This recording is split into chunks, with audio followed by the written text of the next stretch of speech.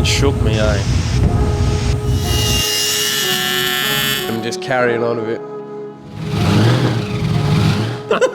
You're an animal.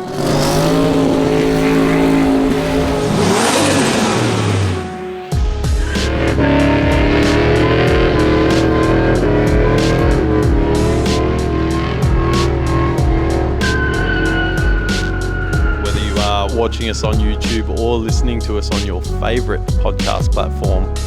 Welcome back to the Torqhub podcast.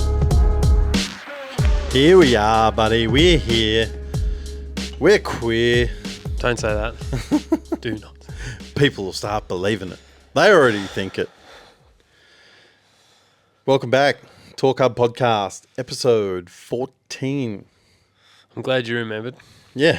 I was nearly about to call you out. You don't even remember because I didn't. But here we are, 14 in. Jeez. We are back. I'm back. And it feels good to be home, my man. Nothing feels like your own bed, does it? No, sir. No, absolutely not. And I wasn't doing it rough either while I was away. Big shout out to all of you legends. There was a couple that got in the inbox, or like my personal inbox and Instagram and Facebook, sort of offering your well wishes to my young fella, and some people also sharing their stories about how either they were a child who had seizures or their parents of children who do, and sort of just sharing, their experiences, which was really good. Like, helps you feel like obviously you're not alone in the whole thing, and after all said and done, kids bounce back so fast, dude. Like, you go up there and he's had the surgery's great, recovery's gone great, and we come home and I feel like maybe we made this out to be a bit bigger than it really was. You know what I mean? Like, it makes you feel that way. Yeah. It was a big deal. Like, obviously it was a big deal, you know. But, yeah, like you go through it and it was just such a smooth sort of process from when it started.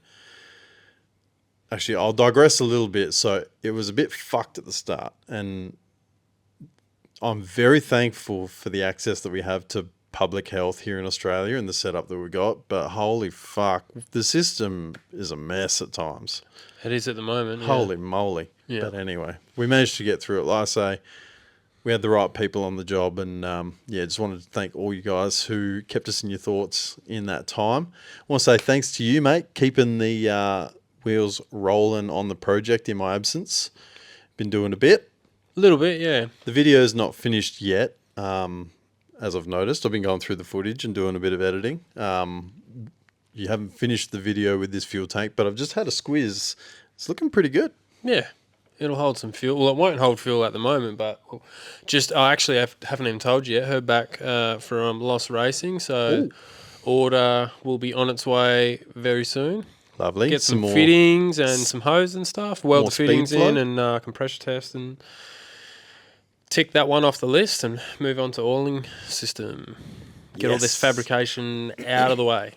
Yeah. It's been well and truly long enough. Yeah. For sure. It'll be good to have that box ticked. Yeah. And then we'll move on to Spaghetti Junction, doing the wiring, which hopefully shouldn't be too bad. Knock on wood. Should be all right. Yeah, no, we'll be good with that. Yep. You want to crack that open? I cracked my beer just before we started recording, and I told Kurt he wasn't allowed to make the same mistake. Oh, yes. Sampling some of WA's finest, Rocky Ridge. Hit us up. Or Beer Farm, not fussy. Either one. They're both ripper Not a sponsor, drops. could be. Yeah, not sponsored, could be. So, yeah, the young fella took it like a champ anyway, so that's good. It's good to move on from that. Yeah, and hopefully that's the end of it with any luck. Happy birthday, mate. A couple days ago. Thank you. You always put a post up, eh? I do. You always put a post up. And so, yeah, thanks everyone for wishing me happy birthday and all that. So, yeah, was feeling the love, so that was cool. You're officially closer to 40 than you are 30 now.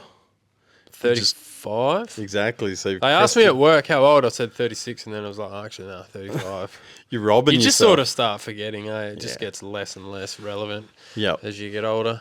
Yeah, it does. Yeah, I don't really celebrate. No, I don't. But yeah, I'm younger than you though. We'll have to, since we're sort of on the downhill slope to your 40th now, wonder if we actually have our cars finished by then. Maybe we could do like a big Torqhub 40th party. We'll rent out the motorplex and make a couple of passes and have a shindig. What do you reckon? We'll try and get it done before then. Hey, if everyone's talking about a 5-year plan, that's our 5-year plan. That's not to say that we can't do it before, but we should do it for your 40th. And see, I'm not going to say no. Nah. That'd be cool. Private track hires are always cool, aren't they? Oh, yeah. Yeah, we have been blessed to attend a couple of private track hires. Obviously, we don't drive anything because we just talk about it. Because we're lame. We're getting there. Actually, I was probably going to go and pay a visit to my car tomorrow, maybe. We'll be yanking that home soon. I think so, yeah. Before Christmas, you reckon? Yeah. So if you haven't done a resto before, obviously you can push the issue as quickly as you want, but the reason that mine's taken so long is you've got to let things rest. Like when it's paint, when you've got bog on it, you got to let it rest. When you put primer on it, got to let it rest. It's been painted. Now we got to let it rest, let it harden, and then we can buff it before we bring it home. There's no point rushing the issue now. Really isn't. No. So, but it will be soon. And I'm hoping, I'll ask Simon the question tomorrow, but I'm hoping I'll be able to bring it home before Christmas. That'd be cool. Have you got yourself a nice darty cover for it? I haven't yet, but... I heard that the best thing I heard from someone that heard from someone else that was a car detailer. Happened to a friend of a friend of mine. Yeah, a friend of mine. They reckon, the clear plastic that you use to cover your car when you're painting it, like the painter's plastic? Yeah. They reckon that's the shit. Yeah. To put down first. So long as it's spotless. Absolutely, yeah. Yeah. That's with any cover, though, Yeah. isn't it? Yeah. But they reckon that'll do the best sort of job at keeping dust out from underneath. Yeah. So put something like that on there and then get a decent car cover and throw that over the top. Yeah. Yeah, I was looking at the ones, James, shout out ProShine, the ones that he uses. Those, I think they're like a fleecy lined, I can't remember the name. I can't remember. I've seen the story. But they're like an Auto Technica, maybe, show Whatever. car cover. Yeah, I was thinking, maybe get one of them. Because I've got tailored fit drill cotton cover on my ute, which I got from Chief Car Covers, which is a Perth company. And they're like a tailored fit, which I wanted for the ute because a normal car cover fits like dog shit on a ute. But I don't know if I'd need the same thing for a sedan, obviously. But yeah, that is... It'd probably be different once you're starting to drive it and that. You might want something a bit easier to fit or... Maybe. You're not going to want to root around with plastic at that point, but yeah. No. I don't know. That just seems like a lifetime away anyway. Get it home first, though. Got many mountains to cross before that's an issue. Yeah. Look, I'm not going to lie. I'm not looking forward to working on a freshly painted car. Neither am I. Because it's not an assembly. It's not an assembly. Everything needs to be done on it. Yeah. It would have been nice if we had have not been doing other cars and we could have been working on mine before it went in. But when we get the call up, it's not... When you've been waiting 18 months to get in, you're not going to be like, oh, sorry, mate, you're going to have to wait a month or 3 because we're going to fuck around here. You just put it in because you know it's going to take ages as well. Like this has just gone over 2 years now that it's been at Simon's. So, but anyhow. I can't wait to see it. I think last time I seen it was they were cutting a few bits out in the booth on that video from like a year ago maybe. Yeah, yep. That was when it was just in primer, hey? Yeah, like they just blasted it and then like epoxy primed it and I think they started cutting a few bits out, but bugger all, like all the rust was still in it. Yeah. Original rear quarters. Well, yeah.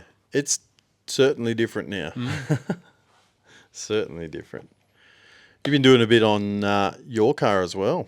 A little bit? Nah, a bit of fucking around and finding out. Yeah. Yeah, I tried to half-ass the radiator shroud, knowing I wasn't going to be happy with it, but I thought, shit, I'll give it a go anyway, and I'm pretty much there, and I'm like, nah, I'm really not happy with this. So. Yeah, okay. Can't find a brushless spout fan anywhere. They're real hard to find.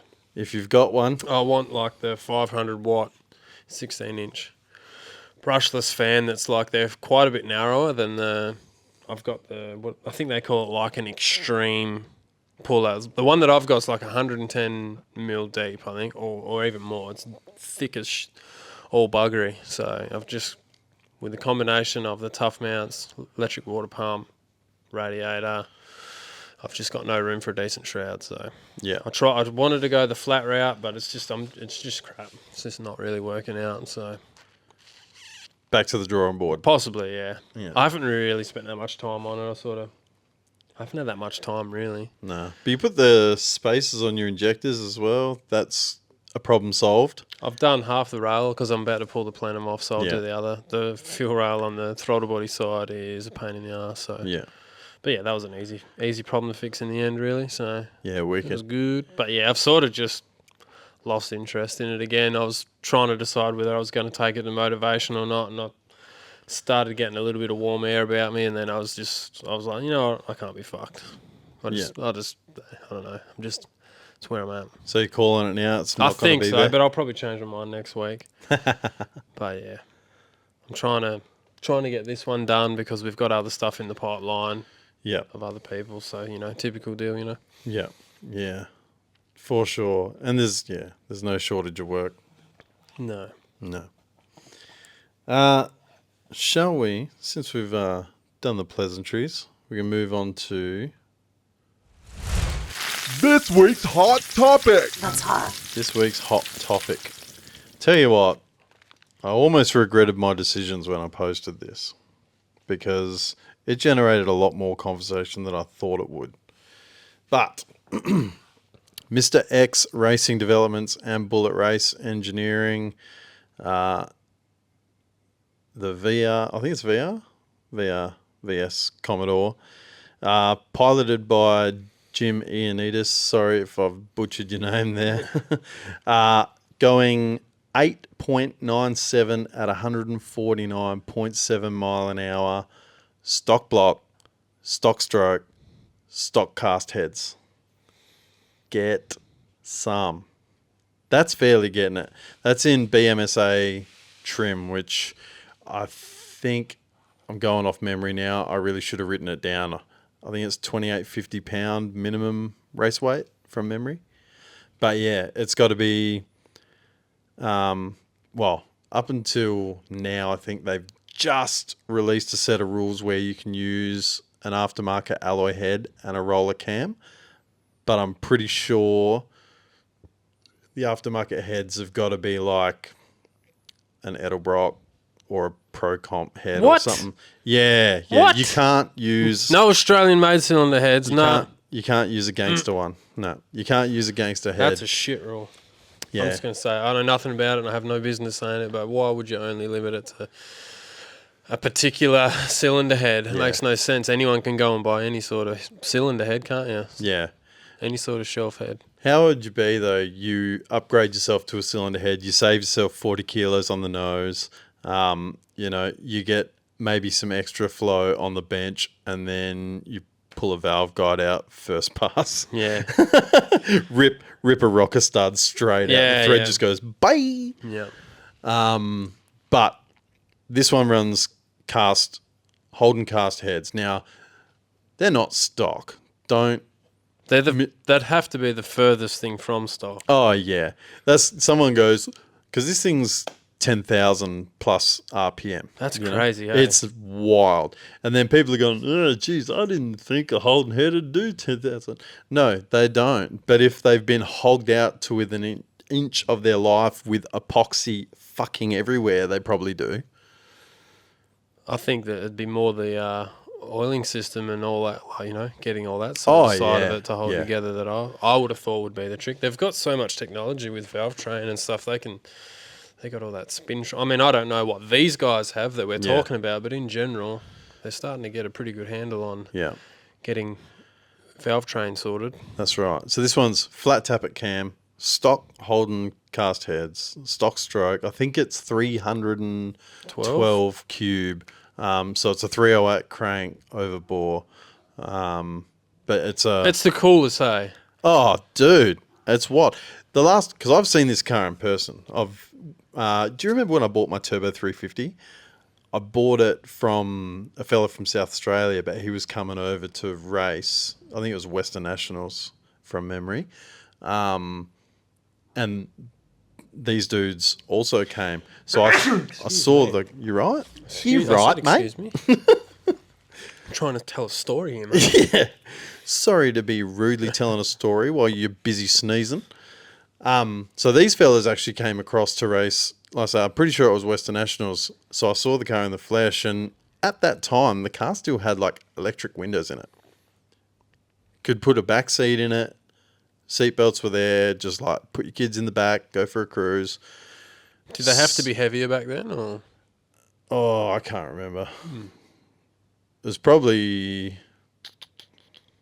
yeah, it might have been.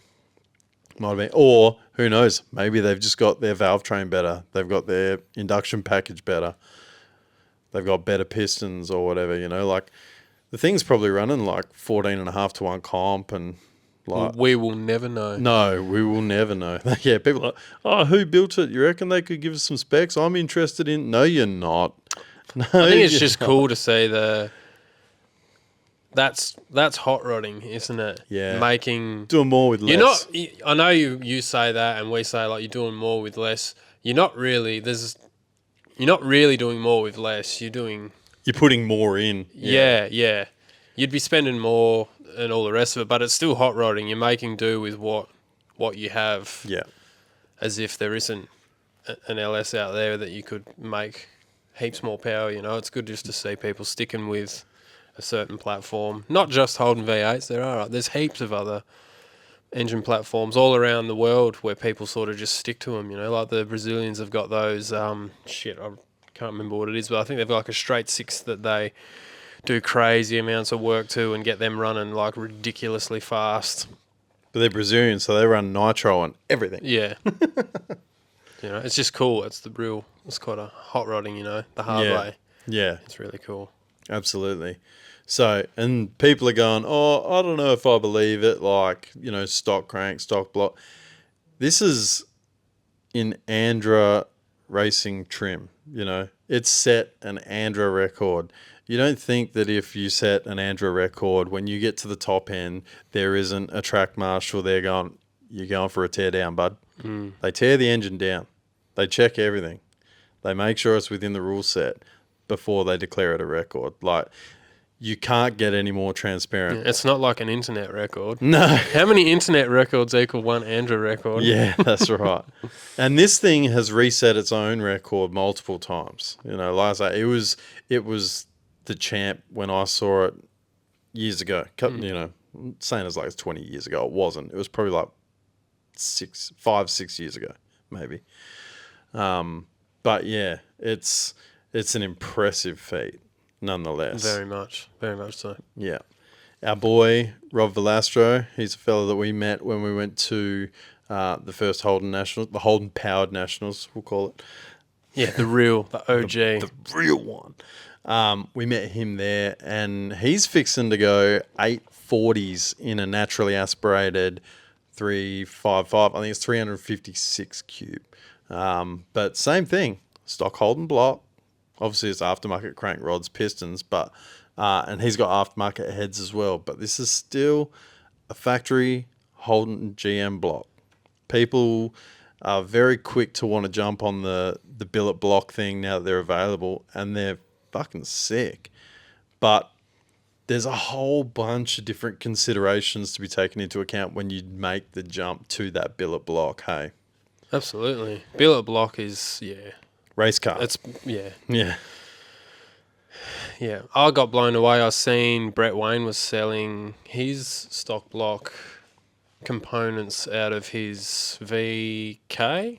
Yeah. The one that just ran a 7 a while back. Yeah. I was actually surprised to see how sort of basic it was actually. It still had stock front and rear caps in it, which I was really surprised to see. Yeah. and it had no grout in the bottom of it. It did have the oiling system mods done to it it wasn't the single pipe one. It was, I think it had one coming off each galley in the middle. So Yeah.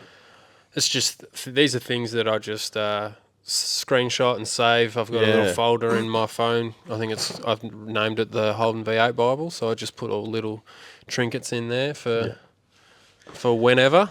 It's funny because obviously as technology moves and we gain more knowledge on things, people start to learn, like, billet blocks available, and you can get a 4-bolt front and rear cap and all this sort of stuff. Or a steel front and rear cap anyway. Now all of a sudden it's like, oh, if you want to make power, you have to have that. Like, you can't do it without it, because old mate had an engine that failed with the old gear, so now you have to have this. I wonder how many problems were blamed on components, when I think probably one of the bigger leaps would be, and people, someone much smarter than us that tunes cars daily would know, like just the technology with like a lot of fuel injection. That's where it's all sort of gone the last 30 years or so, really, hasn't it? So bad EFI systems or problems with wiring that have caused problems. EFI and sensors I think that's one of the biggest leaps forward. You really know what's going on inside an engine now, for the most part. I believe if you've got the sensors and you get all your ducks in a row, you really know what's going on. And because of a lot of the stock bottom end sort of stuff that's been happening forever and a day as well, like I remember back when I first got in the scene, like Holdens were renowned for, like, I remember I used to think I'd have to find a Holden V8 tuner, because Holden heads, like, they burn quick, so they make heaps of torque low, and so they're getting heaps of cylinder pressure low in the revs, so they would just lift head gaskets and do all sorts of different bits of damage, So once its concepts as well get more broadly known in the community, because every tuner's just a bloke, really, at the end of the day, aren't they? So, like you say, it's all the technology moving forward means we've got better data acquisition. Now, because we've got better data acquisition, we've got people who are now better data interpreters, so they can interpret the data and go, okay, that's what this means here, and they can make a tuning strategy that's far superior than what it would have been 10 years ago. Yeah. That's why people are making more power. It's not necessarily the better parts, although they help.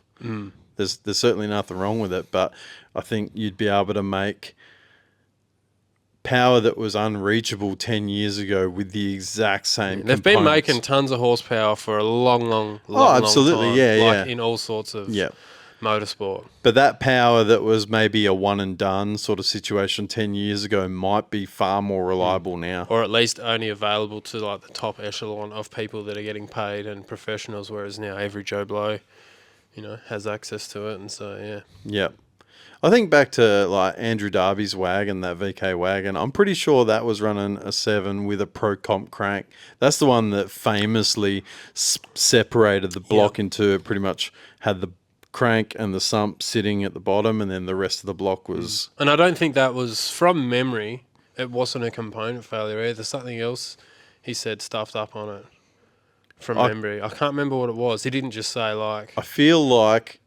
And that was ages ago. I'm going from poor memory here, but I feel like it was like one of those crazy fat injectors hung open, and it just poured a bunch of methanol in there and exploded the joint. I could be wrong.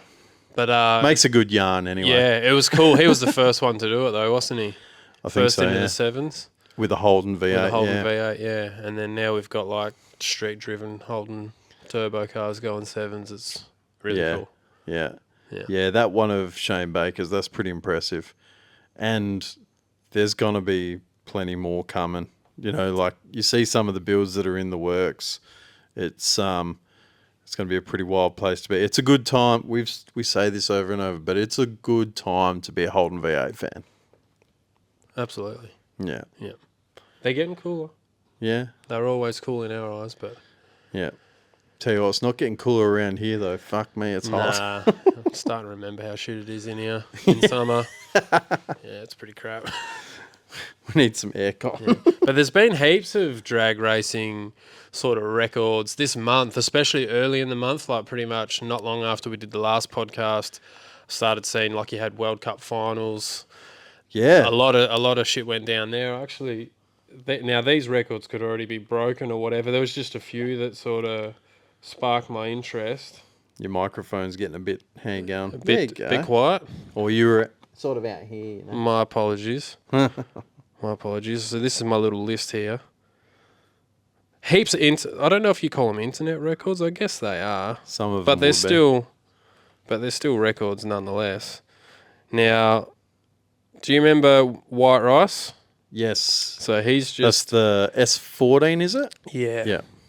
So this is a screenshot I've taken. 6:36 at 231 miles an hour. That's the new import radial quarter mile world record, apparently. Holy shit. It might not be. They could have got broken again. I took this one a couple of weeks ago. I really do like that car. It's quite cool. Fairly sure. Was that Chris Delgado that was the tuner for that? We used to listen to him share a lot of knowledge on the Real Tuners podcast a few years ago. So they've been doing that car for a long, long time. That was running IRS for a long time as well. I think that was like the fastest IRS car for ages. That's long gone now, I believe. Yeah. And we also, there was a few radial records. This one here, we've got, who is it? Mark Benson Jr. He's just gone 569 at 254. So that is what record is that? What a radial. That's a world record, yeah. Jesus. Yeah, so Lamborghini world record as well. See, I've got them all here. I think that's why I've made it a talking point, because I've just seen them popping up this day after the next, So even Lamborghini, 7-second twin turbo Lamborghini. Would you drive one of those? I mean, yeah. How fast, I don't know, but I mean, I'd drive it. Yeah. You don't want to end up like an old mate in Sydney. No. That's what, they get pretty nasty quick, don't they? Oh, yeah. The all-wheel drive thing sort of scares me a little bit, I think, when you're making that sort of power. At least with rear-wheel drive, you've got two wheels that are doing some sort of steering. Tractive. Yeah. Yeah, it would be a bit wild. Yeah, I reckon you need bigger balls for an all-wheel drive car almost. I reckon. Yeah. Yeah. But so World Cup, it was really good. Obviously, really good conditions. Just when you were going through your screenshots there, I saw a little something from SEMA. Oh, yeah, SEMA. Yeah, that's the next topic, or a topic that I thought about. That was what I thought would be cool. SEMA's always good, isn't it?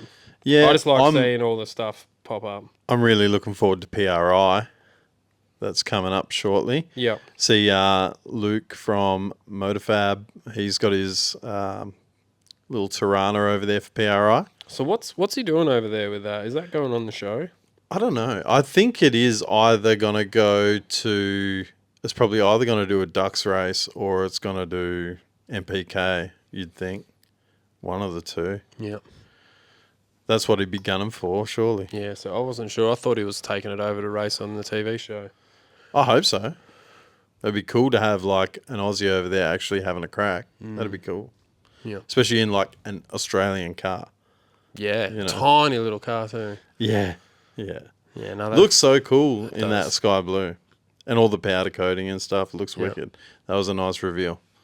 Yeah, it sort of seemed like it came together real quick, but it probably didn't. We just haven't seen any sort of videos from him for a long time, because it's like when I last seen it, it was only had a few bars in it, I think. Yeah, it was just not a few bars, but it definitely wasn't a roller by any means. No. It's got a Robbie Abbott small block Chev in it, I think. Yeah, okay. Small block. He set it up for small block and big block. It looked like there was a small block in it. But he's got plates to do both. Yeah, okay. Yeah. It's a weird thing. I'm noticing a lot of people are going away from the big cubes. It's like, I think you mentioned it in the last podcast, particularly with turbo engines, let the turbo do the work. But it seems like people are dialing back from these 400 cube engines, like big, or even bigger ones. So 500 cube big block stuff. Yeah. They say that like heaps of people say a lot of things, but I remember like Justin Shearer, Big Chief.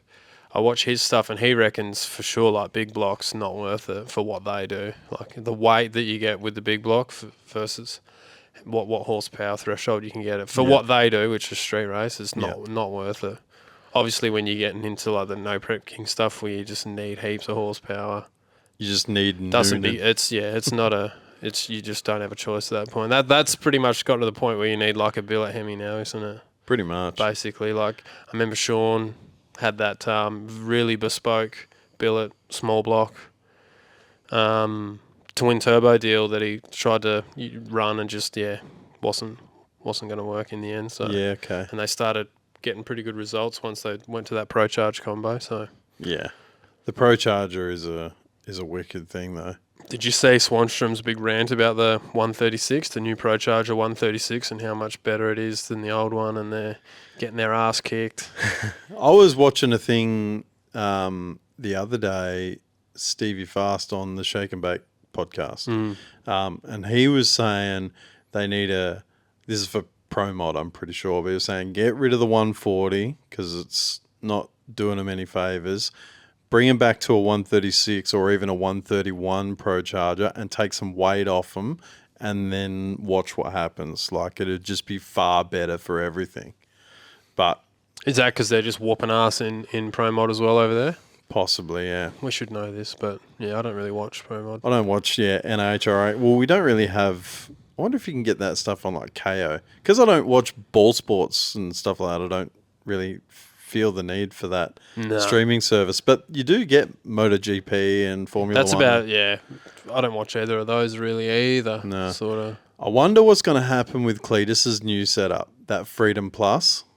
Did you hear about that? No. So he does his own pay-per-views, obviously, for like all the stuff. The ones that he puts on for his events. Yeah, but now he's launching a channel called Freedom Plus, and it's going to be same sort of deal. So you can still buy a yearly membership or pay per month, and it's going to have all the stuff that he does at the Freedom Factory. You know, like all of the roundy round races and the Cletus cars and all that sort of stuff.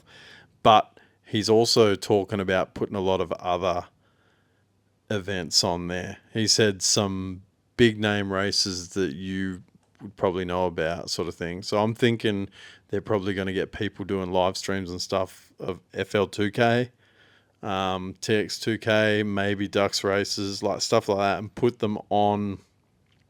It's obviously not a mainstream channel, but put it on a streaming service as a hub that's just for that kind of thing, which seems pretty cool. Yeah. He'll be thinking big for sure. It'd be like the next motor trend, you know, like it'd be that sort of thing. But then, like, is he looking to do an HRA Pro Mod or whatever? I don't know. But that'd be... be pretty good. Something to look into. Yeah, definitely. Yeah. When it starts adding more and more services, obviously he'll advertise it on his channel, and, I'll be keeping an eye on it, I reckon. Yep. It sounds good to me anyway. Can't go wrong, really. No. They're so close to cracking a 6 with that Mustang too. That Fox body. Oh, I've seen that today, yeah. I did watch that video. Start of rain. It's pretty cool. I love the sound of that Coyote motor. Dude. Like, I never thought I would. I always associate, like, the overhead cam Ford motors that sounded kind of shitty. I think the modular motor sort of, like, you know, the modulars in the BA, BF sort of thing. Yep. I don't think they ever really did much for me or for anyone really in general. I think any V8 that's doing 9,000 RPM, exactly. Like $9,000 or plus, it probably does more than that. Oh, it probably does. But like 9, even once you get over 7,500. That's not even Holden V8 stock block revs, mate. Nah, that's right. Yeah, stock block does 10,000. Like naturally aspirated, doesn't even need a turbo. But it is pretty cool. Yeah, for sure. Yeah. So SEMA, we went on a bit of a tangent there. Yeah, that's what we do. It's just a recording of tangents. Yeah, that's it. And poor planned talking points. Yeah, that's right. That's all right. The Haltech drop. The Haltech drop. What was the Rebel ECU? I think they called it. I can't remember the actual name because I don't have LS, so I don't care. Yeah. But they've brought out a computer a budget sort of plug and play option for your LS conversion guys, which is awesome. So good. The Terminator X is just, ever since they brought that out, it's basically just taken over. Yeah. It was a no-brainer, especially when it first came out and it was under $1,000 US. Oh, yeah. And we're putting a Terminator X in this rear mount wagon, which is going to be cool. But this, Haltech Rebel is like a direct competitor. Yeah. Whether it's as good or not, well, obviously, is yet to be seen. It all depends on who you want to tune it, I guess. But I really liked their app. So they've got an app that you can... Yeah, this could go either really good or really bad. Because I think that's what you said, didn't you, Jeff? You were like, I don't think people need access to their computer through an app on their phone. Yeah. Yeah, you've got old mate that's got, their phone on a quad lock thing on their windscreen going, fuck it, this chick in the passenger seat is pretty hot. Maybe I'll put an extra 4 pounder boost in this thing. You just tap away on your phone. You got full access to your tune on your phone. It sounds great in theory, but I think it could be a recipe for disaster. Yeah, but that's all right. Lots of people have laptops too, so I guess it just makes it a bit easier. But it's cool anyway, nonetheless. You don't have to hook a laptop up, and it's got Wi-Fi, so you've got your tuner there. He could be on his phone, fuxing with things. Yeah. It's technology. It's cool to see something new than just more I/O or more of the same, this and that. Haltech have done a pretty good job, I think, of just groundbreaking marketing-wise and just feature-wise. Yeah. I don't know exactly what their software is like to use or how it all works, but I think everyone seems to be fairly happy with it. Yeah. And it's Australian, so that's why I would get behind it. I think that's pretty good. Yeah. Australians are known for having... How many AFI companies do you have that are from Australia? There's actually quite a few. It's probably the most. Do you reckon? I reckon so. There was heaps. You think that you had... I think there's a couple dropped off now, but there's quite a few. There's like a good handful. Plus, you had like Adaptronic, Motec, bloody... Microtech. Haltech. There's, did I say Adaptronic? Yeah, you did. Yeah, there was. What's that other one that the one I'm thinking of? You didn't mention. Oh, Wolf. I'm pretty sure Wolf. that. Yeah. Was that New Zealand? I think Rob was Wolf and I think it was a full Australian thing. I think because Link's New Zealand. Yeah. And they make a good product too. Yeah. What about that other one? It's like they do the KVA. Oh, that's right. Mtron. Yeah. They got a killer new dash out. Oh, yes. That does look nice, doesn't it? It's very expensive though. Oh, yeah. Because it's made in Australia and you got to pay someone a decent wage because Coles butt fucks you at the moment. So, I thought that was cool. But in even bigger news, TurboSmart, they always have about 50 new products coming out at SEMA every year. And this year they did not disappoint. A whole stack of stuff. New wastegates and their new turbo line, which I was pretty excited to see. Yeah. And they've only sort of brought out a good size range, I believe. I don't know what their smallest one is. I think it's around a 62 or something. No, I think it might be a 58 or something like that. I don't know, whatever. Sort of your general sort of sizes for like your good, like 4-cylinder, mainly 6-cylinder sort of market really is where they're at. But they'll expand on that obviously as they go. They would have done their research and gone, right, here's the 3 main sizes, and it would have been for class races as well, obviously. They would have tried to pick that, and they're going to, right, we're going to hit them, and if they're taken well, we can then reinvest the money to expand the range. And was it Golliby's? Yeah. They did a direct comparison, Garrett to TurboSmart. Obviously, we're Garrett fanboys. And then to see that the TurboSmart made more power under the curve. I can't remember what the figure was now. It was a slightly bigger The turbo was bigger and it responded the same and made more power. But they said if they used the same size turbo, it would have responded quicker and obviously made... Because it was on like 3 PSI less as well. So it was just a straight bolt swap sort of thing. Nothing was optimized. So it's good to know that it performs, right on par or as good, or really that test said it was better. Yeah. It was a good fair A-B comparison. I thought it was great to see.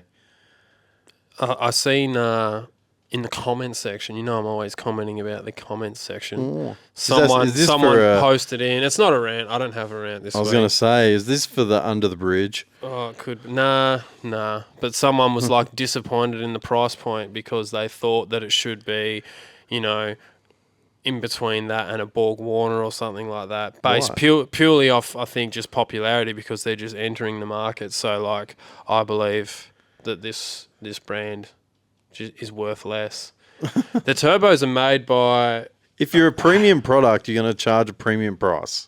Yeah. People that have a shit product market it as a premium product and charge a premium price. So surely if you've got a good Australian-made product, you could justify charging. Yeah. I'm not sure if they're Australian-made.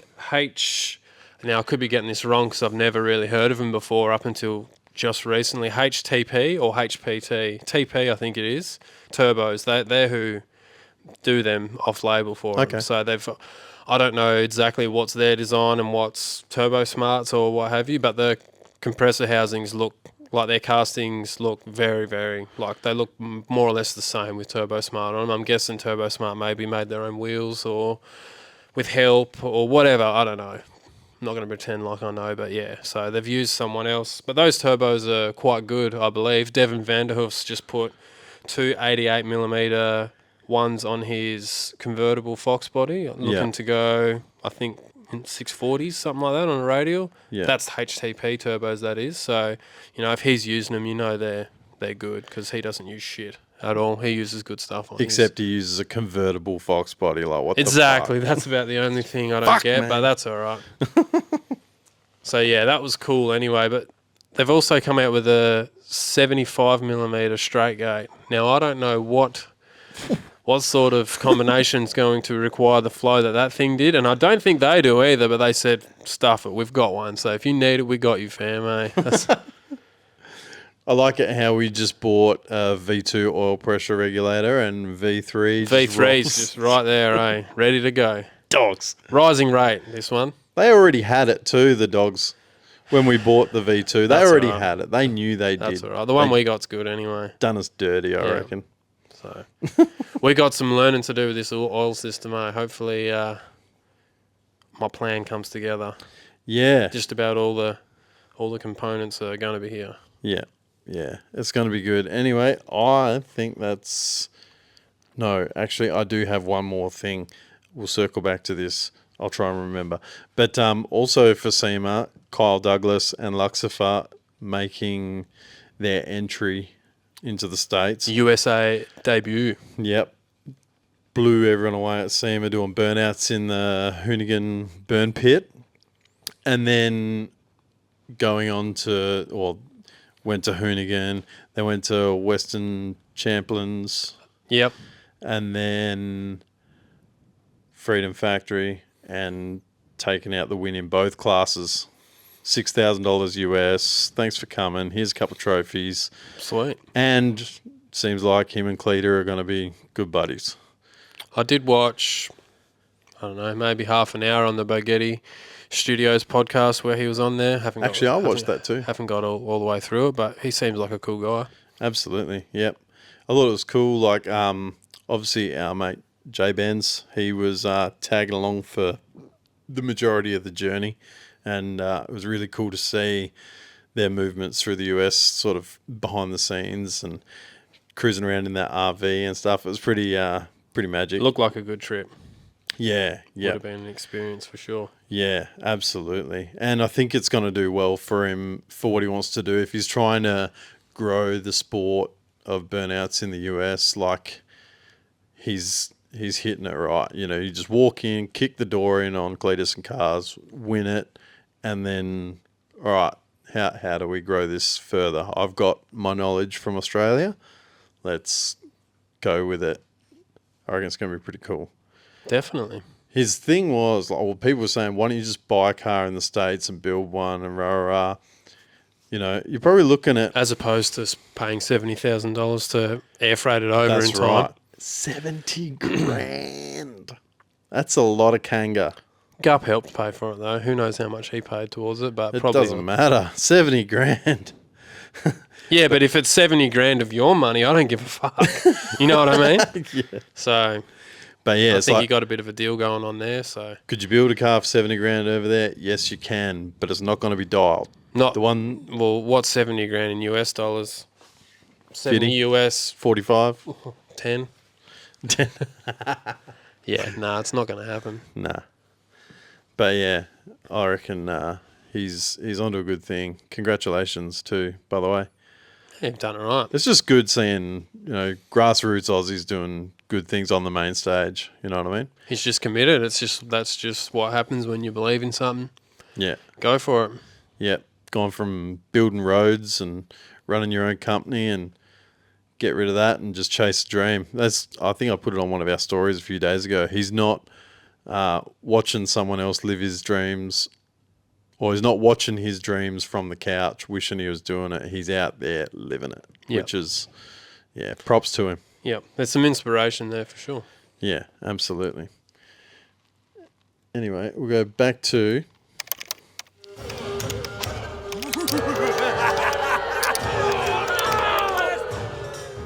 Under the bridge. Under the Bridge, where we visit the comments section. And I want to circle back to what you were talking about just before about us having to nut out what we're going to do with this oiling system. There's a lot, since we first put the first video up of this project, there's been a lot of people ask us about the oiling system and what we're going to do and why we're not putting a standalone oil system in, or why, what reasons we have for doing it the way that we're doing. It's about not having an additional system in the works, really, isn't it? And we're running out of real estate. Now that we've got that fuel tank sitting in there, which you guys will see that in, 3 months' time. I don't know. Hopefully in about a week or so we might be able to get the episode ready. But you're running out of real estate. There's room there to do it, but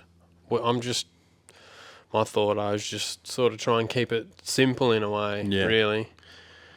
That way is simple as well, I guess. I guess my problem is having a pump that I'm like comfortable to rely on. And I know you could set up a safety. That oil pressure regulator from TurboSmart that we have has, a 1.8 NPT port there that we could put a pressure transducer on, which, we could put that in the input in the computer so it could monitor it, do all sorts of things for us, or a safety or whatever. So I know it's there, but it's just another, I don't know. I'm just going the easy way. The Holden oil pump will work. There's a lot of people that don't... It's going to work. Yeah, there's a lot of people that seem to have no faith in the Holden oil pump, but I think people forget that when these things... Well, one, this is a street car that's just going to be tooting around the street. It's not a drag car or a burnout car. But two, when you do run these things at high RPM, those oil pumps fill the head and rocker cover full of oil. It's not like there's a problem with oil supply for the engine. Us putting a -4 line from the oil pump to the turbo isn't going to take away from the engine 1 ounce. No, not at all. And we've got the regulator there as well, so that'll regulate it to 40 PSI, which will help a little. And then the other thing that people say is like, if you've got an engine failure or whatever, you're putting contaminated oil through the turbo. Mate, it has a filter on it. But if we're putting... That TurboSmart pressure reg has a filter built into it. So they're right. You want to have a filter. I've heard of it before. Yeah. People shitting a motor and you don't have a filter on. You don't think of it sometimes, but yeah. But really, if you're putting contaminated oil through your turbo, that's probably not your biggest concern at that point. You've probably got other... And obviously... one less It's not your biggest concern, but it would be an additional one for when you go to start it back up and you realise, this is buggered now as well. Yeah, that's right. Just put a filter on there cheap, or put a regulator on like what we got. You don't have to use pills or anything. Yeah. And one of the guys in the comments actually mentioned, because I had a pretty good handle on what I thought I was going to do as far as, putting a tank for it to drain into with a breather so that it can actually pull the oil out and you're not trying to like suck the oil through the cartridge because it doesn't work. Yeah. So I had a good handle on that, but check valves. I was just going to try and run the pump for a designated bit of time after shut off or whatever to sort of empty that tank, but it will siphon the oil can and most likely will siphon back into the cartridge and from both ends, from the scavenge pump pressure side and from the turbo feed side. So grabbed a couple of speed flow check valves or non-return valves, and we'll whack them in line, and Bob's your uncle. Don't have to worry about it. Yeah. Simple fix. Yeah, so this whole oiling system is going to be done with Turbo Smart or Speed Flow, which I'm really happy with. Yeah. So, as if we do it with anything else. Yeah, you know, but it's just good that you can get, because I didn't actually realise I've never had a use for a check valve. Haven't put them, I use the in-tank pump, so you don't really use them on those. So didn't even know the Speed Flow did them. I sort of started looking around, and there was another one of the Flow brands that did it, and I vomited in my mouth a little bit and was like, I'm not using that. And then I realised, oh shit, Speed Flow do all the ones I need. So, yeah, they do. Yeah. So I got that. Yeah, I've run check valves. We ran them on the turbo tonner. They're on that as well, on the old 044 setup. Yeah, I was going to say, anything with a surge tank and an external pump, I've always run a check valve on. It's just, it's simple. Saves a whole lot of headaches. But yeah, I don't know. It was just something that, seems like it's on a lot of people's minds. They've been asking. Oh, well, the video should do all right then when we do it then, huh? I think it will, as long as we do the video properly. When you're not here, that is a mission. Because I don't feel like filming. Nah. You would have seen that. Hey, I did good on the last one, but this one definitely not as good. I still think you're doing all right on this one. Obviously, I'm just a welder. I'm just dum-dum. It's harder doing it by yourself, man. If anyone's got anything to say about this next video, they can chew on my ball back, because trying to do it by yourself is not easy. No.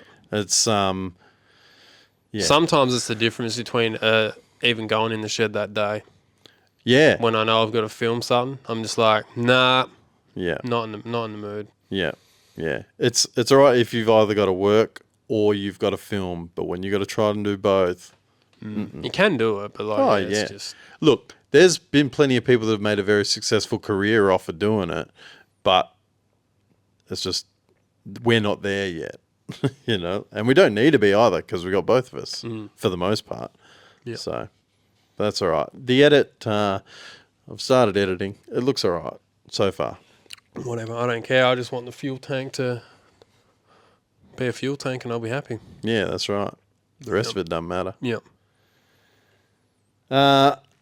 Cool. Yeah, there's nothing else that you've come across in the comment section you want to address? There was. Ooh. So the one thing, and it was sort of circling back to the Turbo Smart things, and how I started writing out a reply, and then I just realised I hate them people that just reply in the comments about shit. I don't feel the need.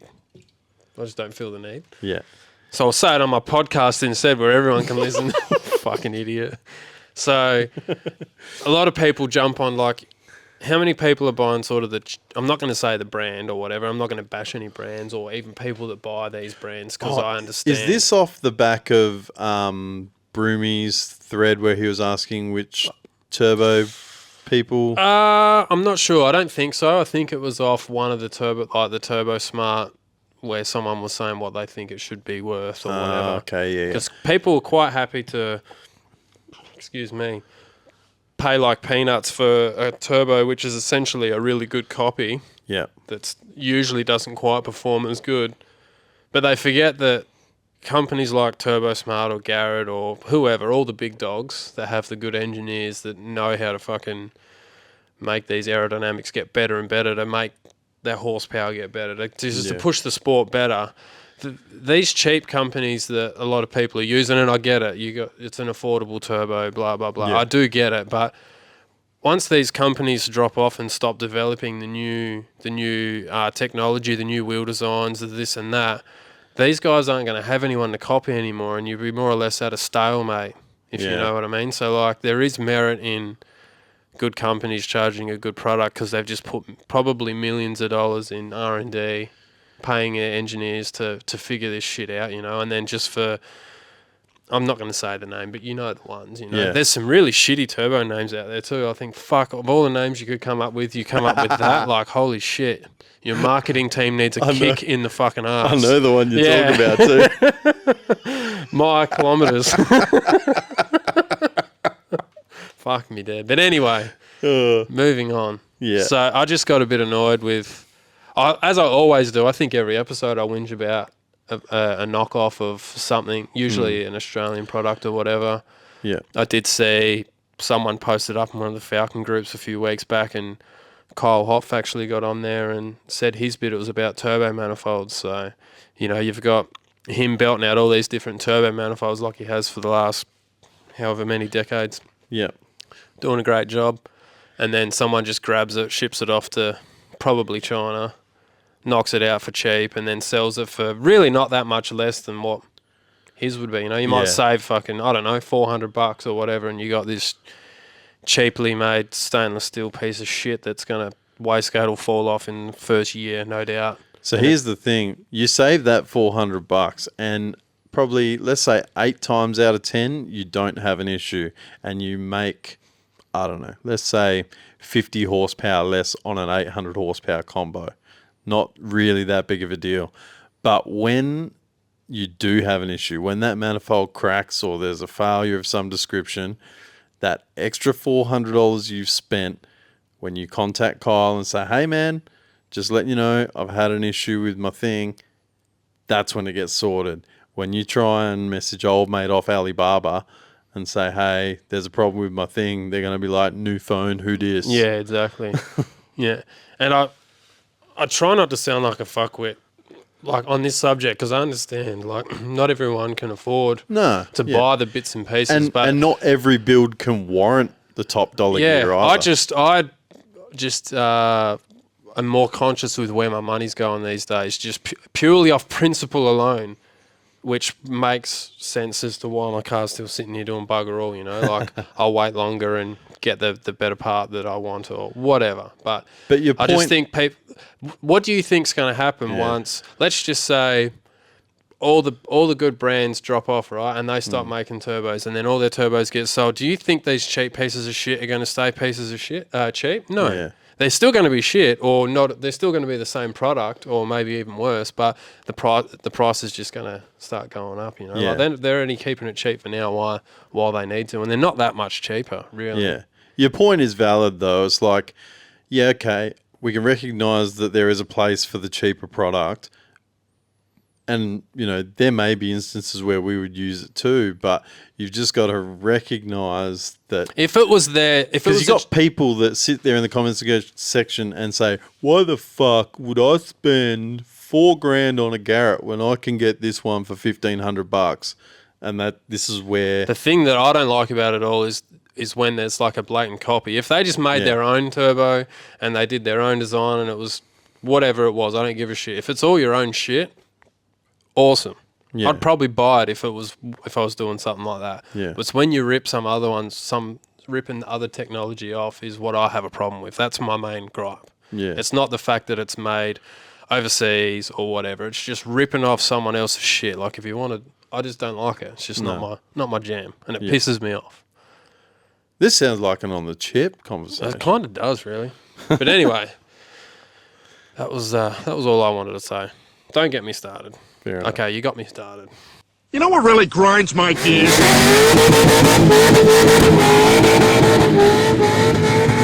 Running on the chip. On the chip, powered by Reed Speed. You got the shirt on, brah. Yeah, bud. That was not by mistake. Nice. Yep. I don't know if he's got these shirts on the website, but you should go and check it out. reedspeed.com.au. If he's got a shirt, buy one. They're sick. Yeah, absolutely. Because not everyone has a Holden V8. No.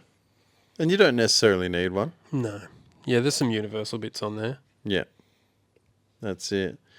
I'm not sure if I've got it on the chip. The only on the chip that I had was, the hospitals not talking to the surgeons and the surgeons not being able to get back to me because they were busy doing surgery, and theatre appointments being fucking cancelled twice when I'm just like, I just want to fix my kid.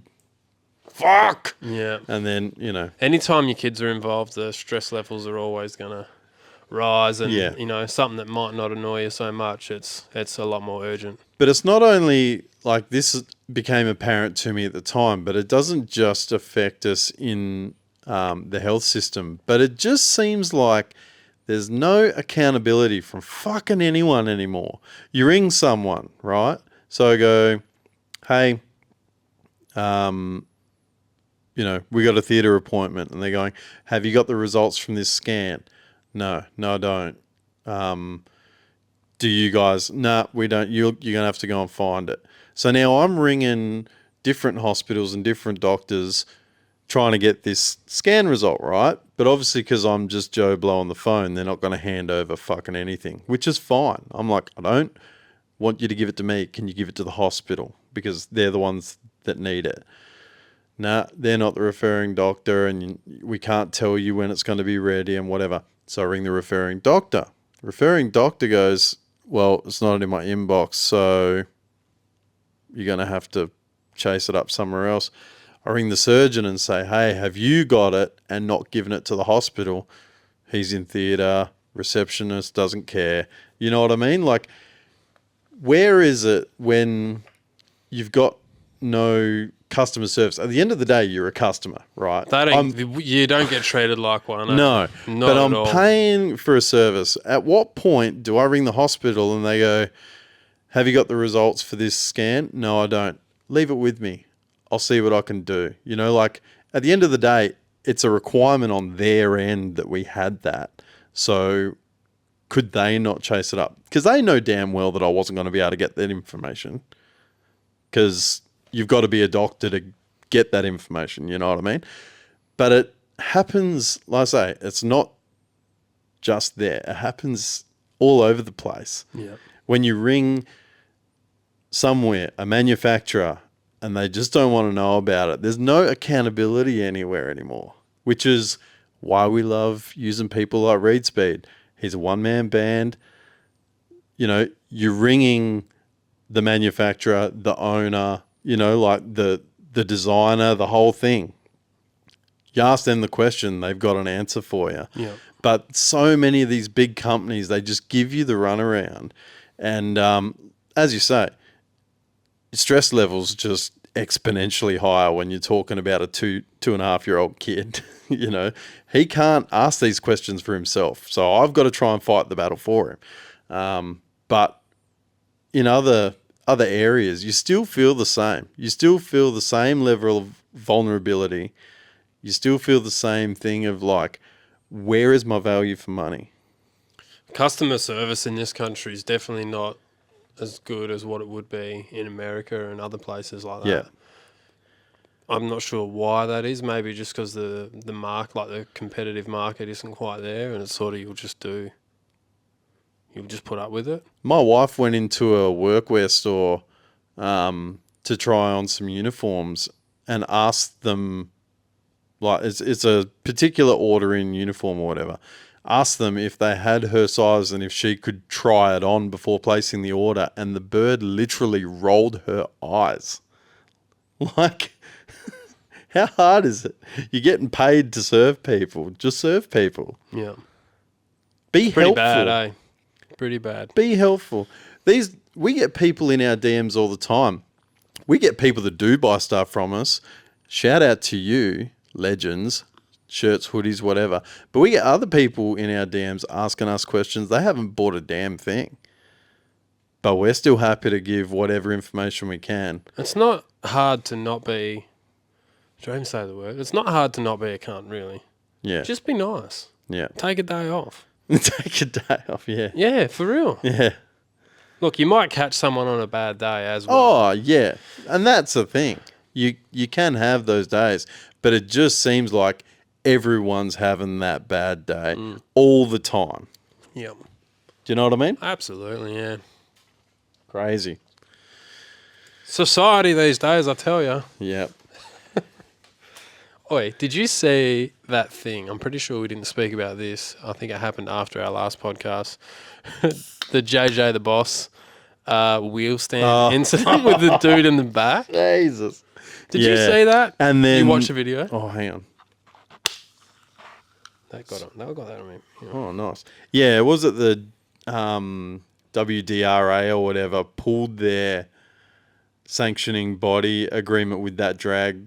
Yeah, that was a stunt though. That day. Did you know that was a stunt? Oh, really? Yeah, that track was changing to a different one anyway. I'm not sure which one it was. IHRA or, one of the sanctioning bodies. They were changing anyway, so this was sort of their way of just jumping in and having a bit of a... Big middle finger. Yeah, so... Would you do it? I probably would. You reckon? Yep. So you got to think about that car was set up to do that wheelie, right? He was in the tray, but he was strapped in, helmet on. This was a...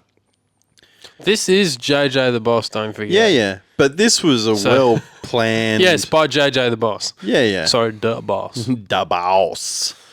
Him and all his sister wives. Yeah, the pimp from New Orleans. Where's he from? New Orleans? Or no? Memphis. Memphis, that's right. Memphis.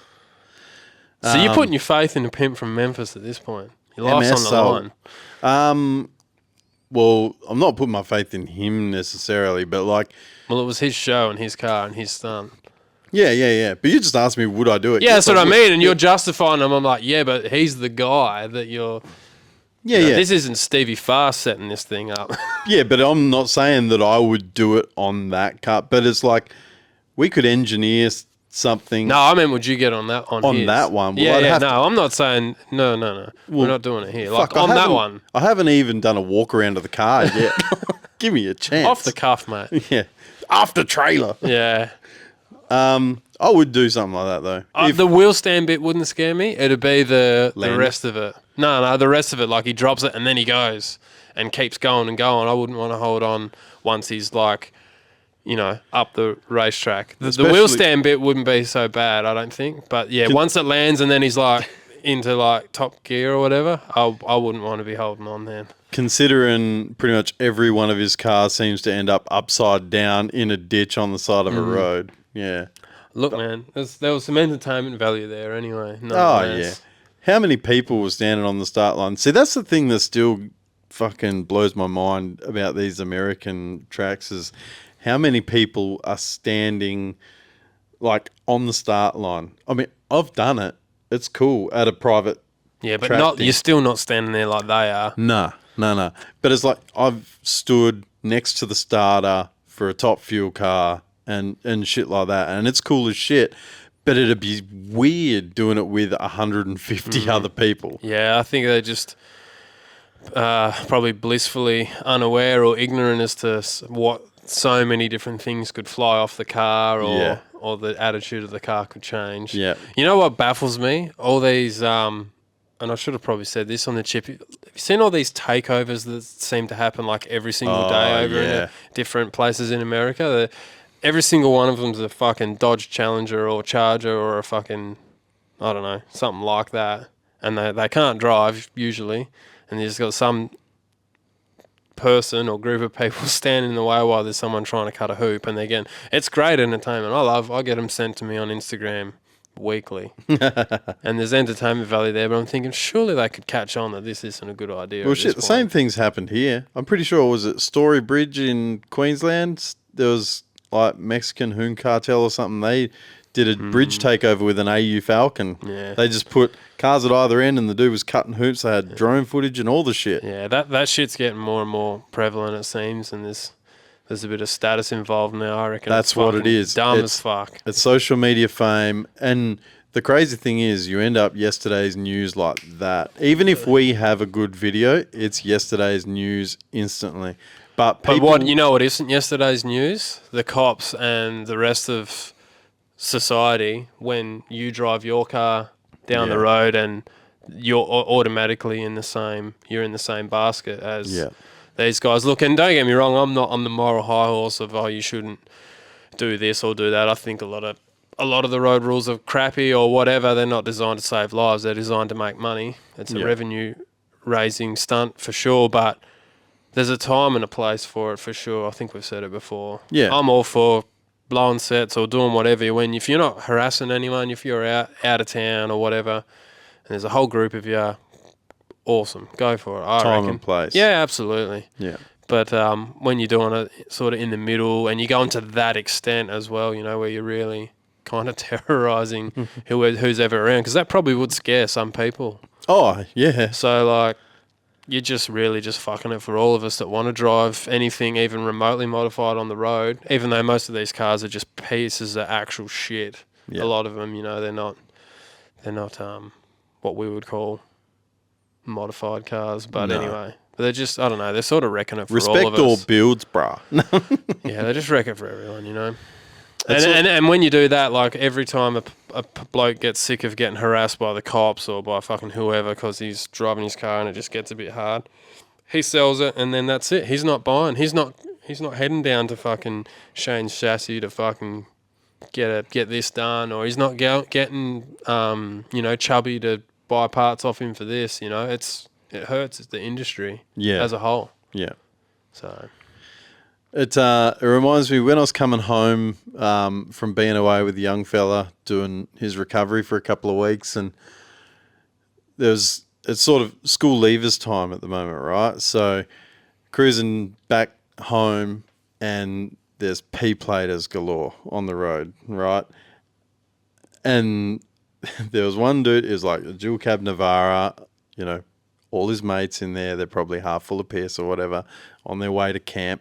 And he's changing lanes like left, right, sort of just being a bit of a dickhead, and then sort of going around his mate's car and they're all like, out the window and shit.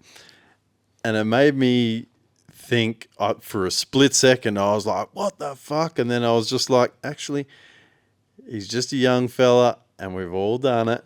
You know what I mean? It's not like he was doing a burnout, cutting hoops or whatever. He was driving, a little bit silly, let's be honest, but it wasn't like it was life-endangeringly reckless. If your name was Karen, it would have been. But absolutely. But I had to check myself. What's the fella's version of Karen? What's his name? I think it was Chad. I'll have to look that up. Yeah, maybe. Do it now while I'm talking. What's the male Karen? All right, Jamie. Come on, Jamie. Jamie. Yeah. Be my switch bitch. But yeah, I just had to check myself for a second there where I was just like, it's harmless fun. It's just a couple of young fellas out there. And obviously they've just, g'day little rat dog.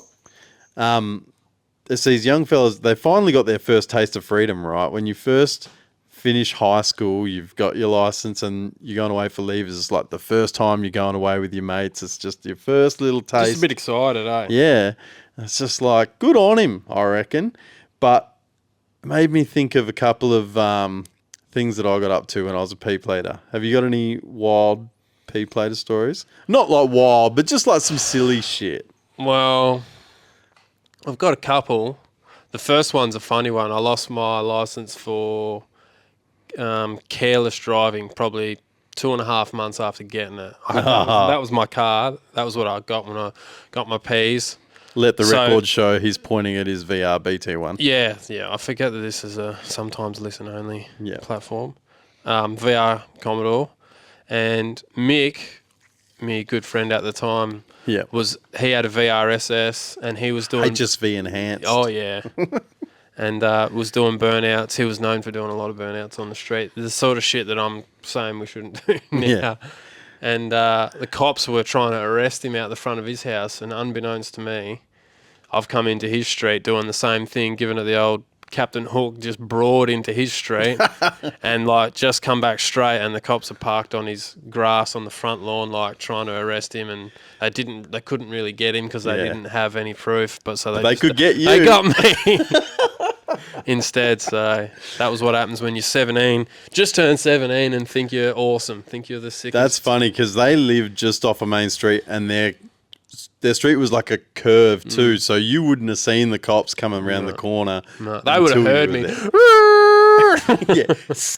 Just being an absolute drongo.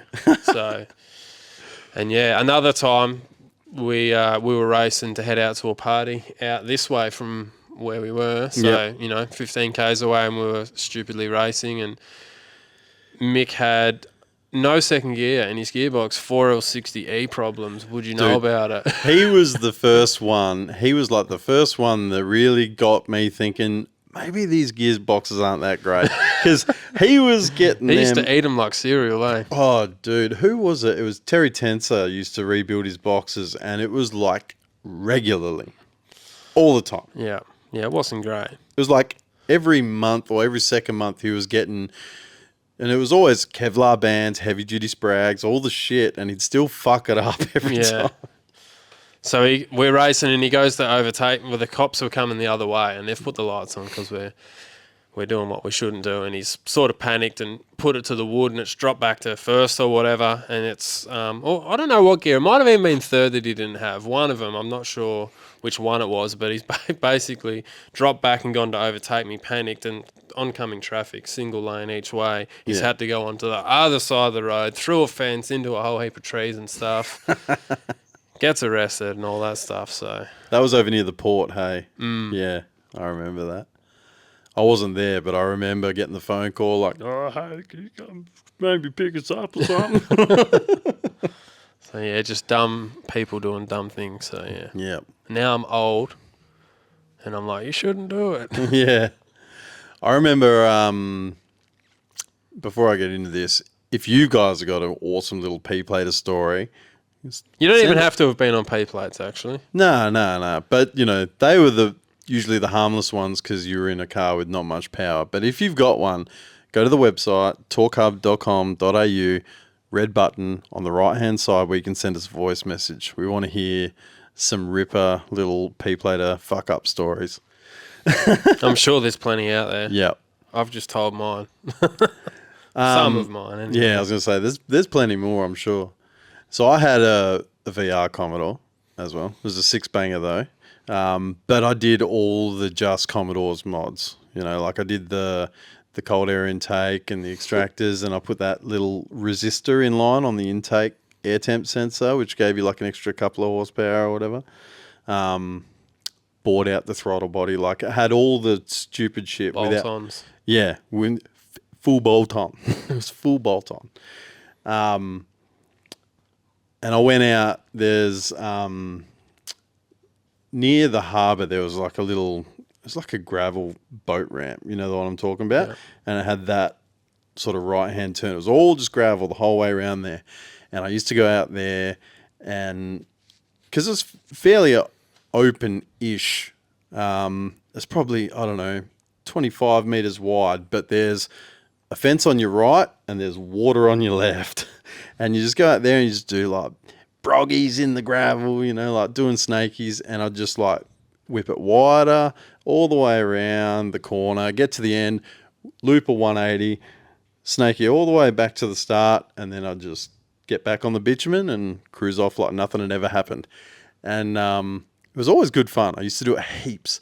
And then I had a couple of fellas in the car from school that weren't really car guys, but, you know, they knew that I was a car guy and my car had mods. So, you know, like it was going to be a cool thing. I've given it a little bit more berries than most, and I've gotten a little bit You got to put a bit of steez on it when the boys are there, right? You got to steez it up a bit. That's it, yeah. You got to make it that little bit extra dangerous. So I've put a little bit of extra jandle into it, and I've nearly tank slapped the fence that's on the right-hand side. But when I've done that, there's a little bit of grass there, and it's kind of weight transfer and a bit of grip through there, and I've got off the pedal at the same time. So that's just fucking speared me towards the water. And there's these big rocks, like big basalt boulder rocks on the edge there, and I'm going towards them at a pretty decent rate of knots, slamming the brake pedal, trying to compression lock up this thing to try and stop, and I've just put the front wheels over these basalt rocks. So just like bang. There's basically no damage to the car. It's just gone over, except I've cracked the condenser for my aircon, and when I put it in reverse, the front was hung up on these rocks and I couldn't get back out. So these two mates of mine, they were gym junkies though, which was great. So they got out and they're like yanking on my front quarters so that I could try and back this car out, and it's making these horrendous, fucking horrible grinding noise, like coming off these rocks. And I'm just like hearing this from out the front. Obviously, the condenser's cracked, thinking that I've fucked the engine. And this would have been the second time I've blown this car up because I blew it up the day before I got my license too. But, oh, man, that was drive it home, park it. Like, this is the beginning of the night. We're getting ready to go out partying and all this stuff. But it was like, after that happened, I just drove home, parked it. Sorry, boys, on your bike. I'm fucking not in the mood. Yeah. Nearly killed myself. Oh, shit and bricks. Because, like I say, I'm heading for the water. And it's not like it's deep or anything, but it's fucking salt water. Yeah. And then you're like, cops. Yeah. Because how am I going to get this thing out of the water? But I'm trying to find the Karen equivalent, and I just can't do it, mate. You can't do it? No, Google's just... What is... Oh, fucking phone. This phone's They getting... reckon it's Terry. Terry! I don't think it's Terry. Terry's... No. Terry sounds far too chill and responsible. Terry walks around like he's got 2 canoes under his arm. Yeah. What is the male equivalent of Karen? Someone says Ken or Greg. I thought it was Chad. I thought that was a thing. Anyway. Doesn't matter. No. Old news. Yep. Do you have any other yarns? I got a few. Yeah? I seen this one 2 days ago. Yeah? Kyle from 1320 put it up. You might have seen it. He shared it. This is from Town and Country Ford. So you can buy yourself a brand new 2024 F-150 sleeper package they're doing on it. Ooh. 705 horsepower for $46,998 US. It's Fuck. That's not bad. it's a regular cab. It's got the Yodi motor in it. Blah blah blah. Locking rear diff. All the basic stuff. Plus Roush Performance 2.65 litre supercharger, 705 horsepower, 635 foot-pound, 3-year, 36,000 mile warranty. Shit. For under 50 grand. US. Yeah. But still, that's fucking How good. good's that? Yeah. That's what we're missing in this day and age, isn't it? Imagine if we had something like that over here. That'd sell like hotcakes. That'd be 3 times that price in Australian dollars. Probably. Wasn't the news just dropped that the Cadillacs are coming? Which means we could get the CT5 Blackwing? Oh, yeah. Yeah. Which that's same thing. That's like a 700 horsepower. Basically the new supercharged It'll be Camaro. something anyway, won't it? It'd be good to have like a performance sedan on the market again. Because you don't really have much on offer. Yeah. At the price points that a lot of them come in now, it's not Economical, yeah. Oh, it never probably was economical, but it's probably like... 'Cause I don't it's just think a hard justification, you know, like you say Yeah. to the wife, like, what do you reckon? Yeah. You get this hot rod, it's like, yeah, bro, it's 180 grand or whatever it is. Yeah, It's like, it's yeah. just not really. You could get something a lot better for that sort of money. I guess the person that's sitting there looking to buy something like that, because, yeah, like, I think one of those Blackwings or whatever, they're probably still like 85,000 US. I don't think they're cheap even there. So they're going to be crazy expensive here. But yeah, that sort of clientele is probably going to pick between that and maybe a new C63 kind of thing. You know what I mean? Or like an M5. Well, the vets are here now, aren't they? Well, I know they are. C8s? Yeah, the C8s, yeah, yep. And what are they, 180 or something? I think they were. You see Peter from Queensland got the twin turbos on his. Well, that was the plan. When he stripped his done. Manta. It's there. Yeah, wicked. HP tuners have just cracked the code I seen you put up there. That was the thing from SEMA, wasn't it? They can tune everything but not the trans, Not sure. I think I did see something like that. It's like, yeah, you're still pretty much hoping that dual clutch transmission just They'll figure hangs it in out. there. Factory transmissions, they're getting pretty good. Yeah. And there's nothing to say that he probably couldn't rip that out, because I'm sure someone like Motec or Cyvex or something like that has a direct injection strategy with their ECUs and that they could probably run, because that's what they use on like the twin twin turbo Lambos and shit like that. Hey, it's like Motec or Cyvex, or it'd probably be the same thing. You just have to run a wiring harness for a Corvette. Yeah, they probably do something plug and play just about. The market's there for that car for sure. Yeah, absolutely, particularly in the States. But some people just don't seem to really get around them like they did the C7s. And I don't think it's just because it's a mid-engine. I think it's because it's not as much Corvette as what it used to be, maybe. Yeah, I think so. They look alright. They're very exotic looking. They do look, like a non-car guy would say, that Ferrari? Is that a Ferrari? This one Ferrari? No, this one Ferrari. But yeah, and I guess that's because of the whole mid-engine. It's got very wide hips and it's got a very low front because it doesn't have an engine there and shit like that. But yeah, they do look pretty trick. Yeah, they'll figure them out. I don't know how fast they're going with them. Surely they're in the 7s with them by now. Oh, yeah. Everyone's in the 7s now, aren't they? Yeah. 7-second street cars are just the thing. Did you see Lund Racing got their 6R80 transmissions? Shit, what is it? Mustang, I think, into the 6s. Ooh. It's 4-speed, but cool. Yeah. Development all around. Yeah, absolutely. Yeah, I thought that was seems cool. like 6s are the new 7s already. Yeah. Already. Yeah. Cletus is looking to do 6s with this Mustang. Brett Lasala's, Bottom knocking 6s, on the door of 5s. I don't think he'll get there, but, getting close. And it's just, I don't know. They make it look easy. I know it's not. No. Don't get me wrong. I know it's not, but they make it look easy. Should we indulge ourselves in our favourite section? We should. We will. Hello? Blow on. I got to say, our first call that I'm going to play, that poor sucker, I think this came in like an hour after we recorded our last podcast. He missed out by that much. But I'll get stuck in. G'day guys, how you going? The Dragon Challenge has been wrapped up, which I think has become one of the biggest events for the car industry in terms of the drag and drive events. Have you guys ever thought of entering a car yourself in it? I think it'd be awesome to see yourself represent something that you make, just like the hack shop guys. And keen to hear your thoughts. Drag challenge. Man, we would love nothing more than to enter a drag challenge. That would be bucket lists type stuff.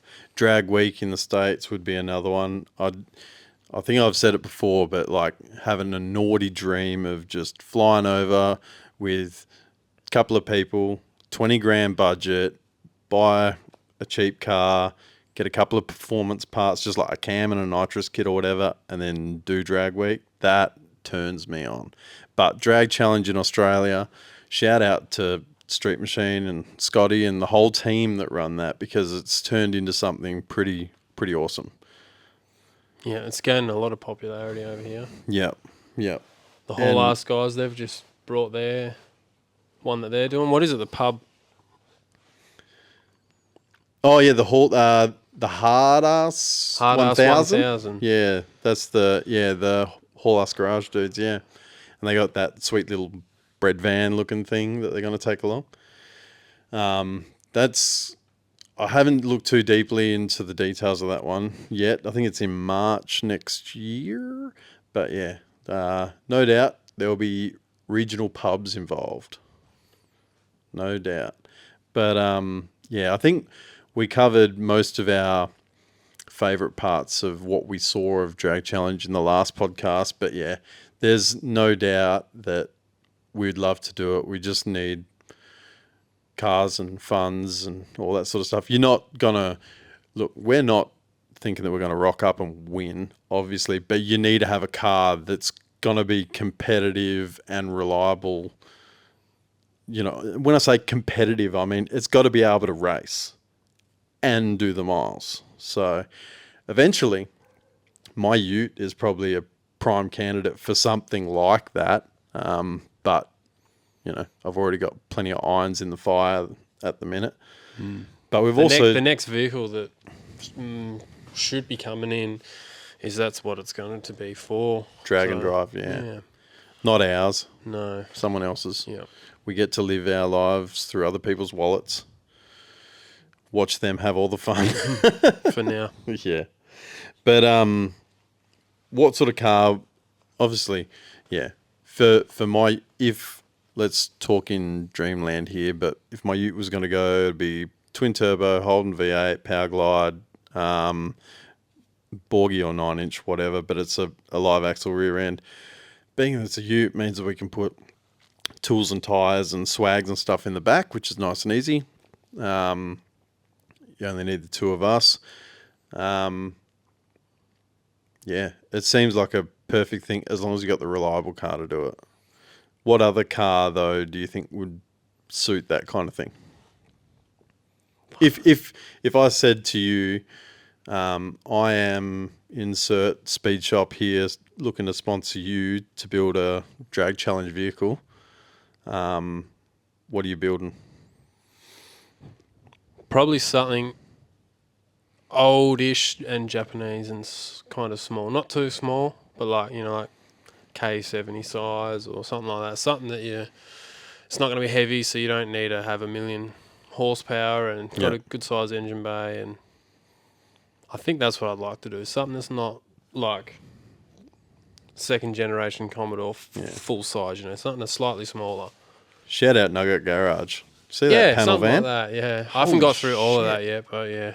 Dude, that thing's an animal. Yeah. I mean, you know, it's got all the cool shit. Put a GDX 55 on it and whatever. But yeah, so that's the kind of thing. Probably not panel van. You'd probably be looking at. Panel van would be cool. Yeah, it would be. I mean, cars like this are easy, like, because you got so much bolt-on stuff. Parts, yeah. I don't like doing things easy. No. Really. I don't know. I think it'd be cool to just do something a little bit different. Yeah. Where's your stance on failures? On the... Don't like them. I know. Look, wouldn't recommend it. Ask me mum, she'll tell you. Yeah. Let's say you've chewed lifters or whatever. Are you one that's going to be, let's stay up tonight and get it done, or are you just going to pack it up and come back next year? Depends. Yeah? That's hard. I don't think no one can answer that unless you're in the moment. It depends who you've got on hand and where your skill set's at, and if you got the spares. I mean, if you've taken spares, you're obviously taking spares because you're prepared to fix it, and you'd be stupid. Especially for us, we'd have to travel a hell of a long way to get there. So yeah, you just keep going until there's nothing left. You know. Yeah. I think if you're going into that, you kind of have to at least mentally prepare to be that way. You're sort of going into a bit of a war. Yeah. Almost in a way, but you want to sort of prepare as much as you can so you're not having to deal with that sort of stuff. I wouldn't want to take a vehicle that you're going to have to worry about valve train or stuff like that. I know things can happen, but nothing that I ever that I foresee myself taking on, I wouldn't have to worry about valve train or stuff. Like, you don't keep it, you know, like if you're trying to like win the naturally aspirated class, they're the guys that got to worry about that shit. That's the thing. Or the open, like the outlaw class or whatever, like the big dog stuff. But for the street car guys, that'd be the scary thing for me, because I don't know, obviously as years go by the cars get faster and faster, but as it stands now, I think there was an aspirated 235 class, and I reckon my car probably could have put up a decent fight in something like that. However, like you say, valve train. That engine of yours would not be very happy, I reckon. Yeah. I don't know. Well, it'd be interesting. You look at Todd Foley did it. You know what I mean? Like, he ran mid 9 seconds, no trailer, solid roller 383. So, like, there's people with the knowledge to make it happen. You could do it. Obviously, mine's E85 carby. I think if I was going to do it, I'd like it to be EFI with flex fuel, so you could run it on 98 with like a 3,000 RPM rev limiter or whatever. But in saying that, the thing's got a 6,000 RPM fucking stall in it, so it's not going to be real impressed with modulating throttle going through hilly sections, and trans is going to be cranky. It's not going to be impressed at all. No. Period. No, Full stop. It's more or less a race engine, really. Building It's a racing engine. Yeah, I'm building a race car for the street, Yeah. not a street car to race. Yeah. Which is stupid. Don't do it. It's stupid. But yeah, I would love. I think it'd be just cool. It'd be a good bit of a party week. Try and not take it too seriously. Yeah, I think our first time around, obviously, because we don't have a car to do it. I reckon if we had the availability, we go over there and do it as spectators. Like do the week with a hire car or whatever, and just hang out and enjoy it. I wonder how it's going to change. This is, I guess, big news that we didn't cover earlier, but Summonat's buying Street Machine. Yeah, I was waiting for you.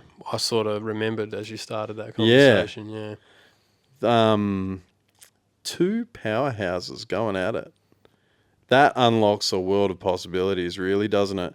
That's awesome for the guys at Street Machine, because in a world where print media's got a shaky future, that secures their future long term, because while the publication company that had it before probably wasn't going to do a digital magazine, I don't think Out There Group? Yeah, Out There Group would have any qualms with doing a digital publication, if that means it moves it forward later. But yeah, it just means you've got resources from both teams to make some epic events and shit moving forward. Hey, like absolutely having the Street Machine guys at the disposal of Summonats and the Summonats guys at the disposal of Street Machine. Whew. Obviously, they're two separate entities still, but they're still very close. Yeah. Some people can't distinguish the difference, actually, can they? No, you're right. Yeah, some people do think that J Benz works for Street Machine. Yeah, but they think he's Telfo sometimes, don't they? I don't know. You'd probably have to have a few too many teams to think that. Yeah. But a couple extra Victor Bravos. Be like, hey, Telfo! But yeah, no. Good question, Lockie. Sorry you missed out by an hour, mate. But yeah, would love to. We got there in the end. Yeah, definitely. Yeah. Just bring it to WA. Make it closer for us. Go on. Do the bloke a favour. Hi, guys. Matt Brandis here. First of all, love the podcasts and the YouTube videos you do. Cheers, mate. Couple of things on motivation. Just wondering what your thoughts are with the way they're doing the entries now, with releasing it in limited numbers, and then every time they do the next lot, they put the price up. Seems to be a bit of a price gouging instead of just opening it up to everyone and keeping it that way. And also the way motivation's going these days, it seems to be more about burnouts than it used to about the car scene. I'd like to see it get back to where they're more of a car show and more driving events for people that don't just want to skip their car flat stick. What's your thoughts on it? Cheers, Matt. It's funny because we had this conversation already. You want to shoot? No, I think I've shot enough. Okay. As far as the skid car thing goes, maybe if there's like a market for, I mean, the cars and coffee and stuff like that, that sort of captures a bit of what he's talking about, I think. That's straight up static though, hey. Do they not do I thought they still did a bit of driving out on what's that show then?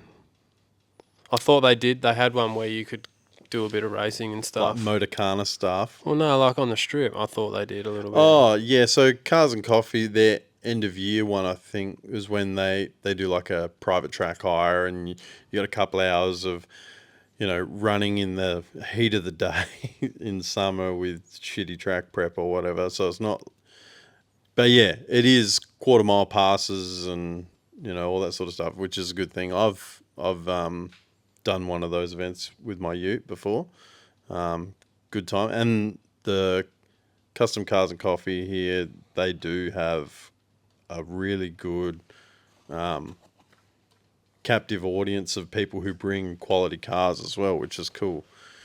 But like, if it was just doing passes down the strip, it'd be the same. You'd get sick of that as well. I think the old motivations where you had some of the Motorcana stuff as well as the Go to Woe and the Slalom, which is, those two are still a thing, but you had all the grass events and stuff like that. Probably made it a little bit, there's more to see and do, you know what I mean? It wasn't just cruise session, burnouts, cruise session, burnouts. You know what I mean?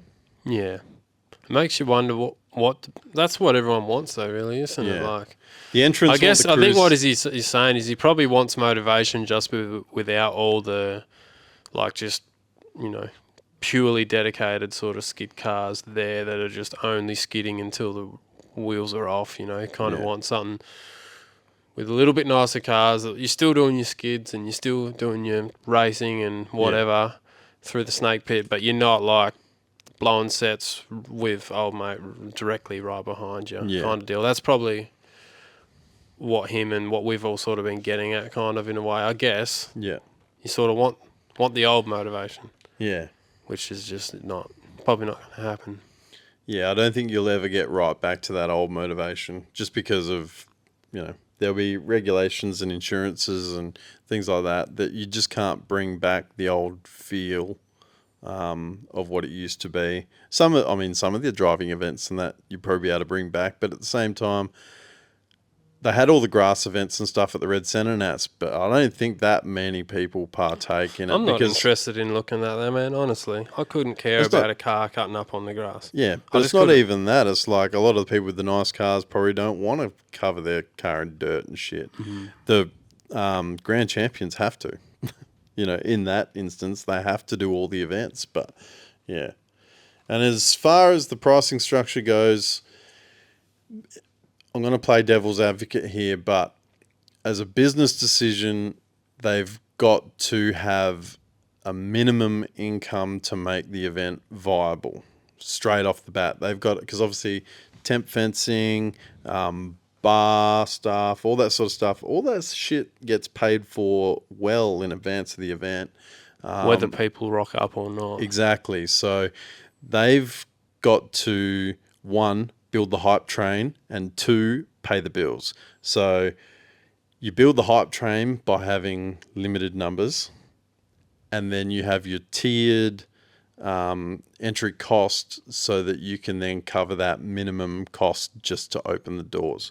So I'm just plucking a figure out of the air, but it's like, we need $10,000 just to make this happen, just in the first instance. So that means that we're going to release 100 entries at $150, 200 entries at $250, 300 entries at $350, plus camping, because the camping obviously has additional costs because they put on the showers and the toilets and breakfast and whatever.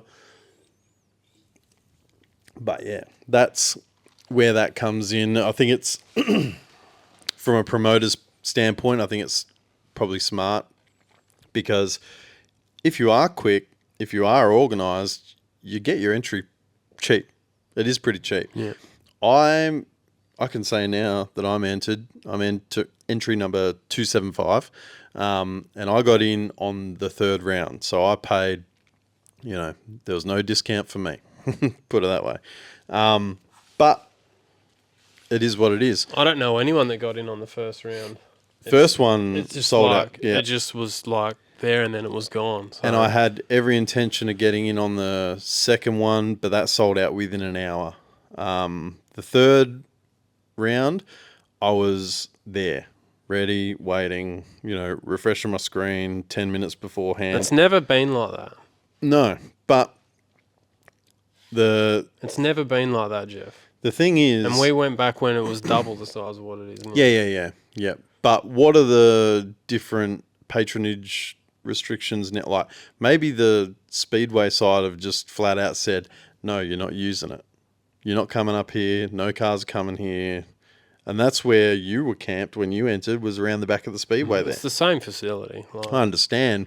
But if the Speedway club, so I'm guessing it'd be the Perth Speedway Club or whatever, they're the ones that are putting a lot of money in to maintain it. If they're turning around going, we ain't going to pay you if that's going on there. I'm just assuming this is a thing. Yeah. But at the end of the day... I just think it's...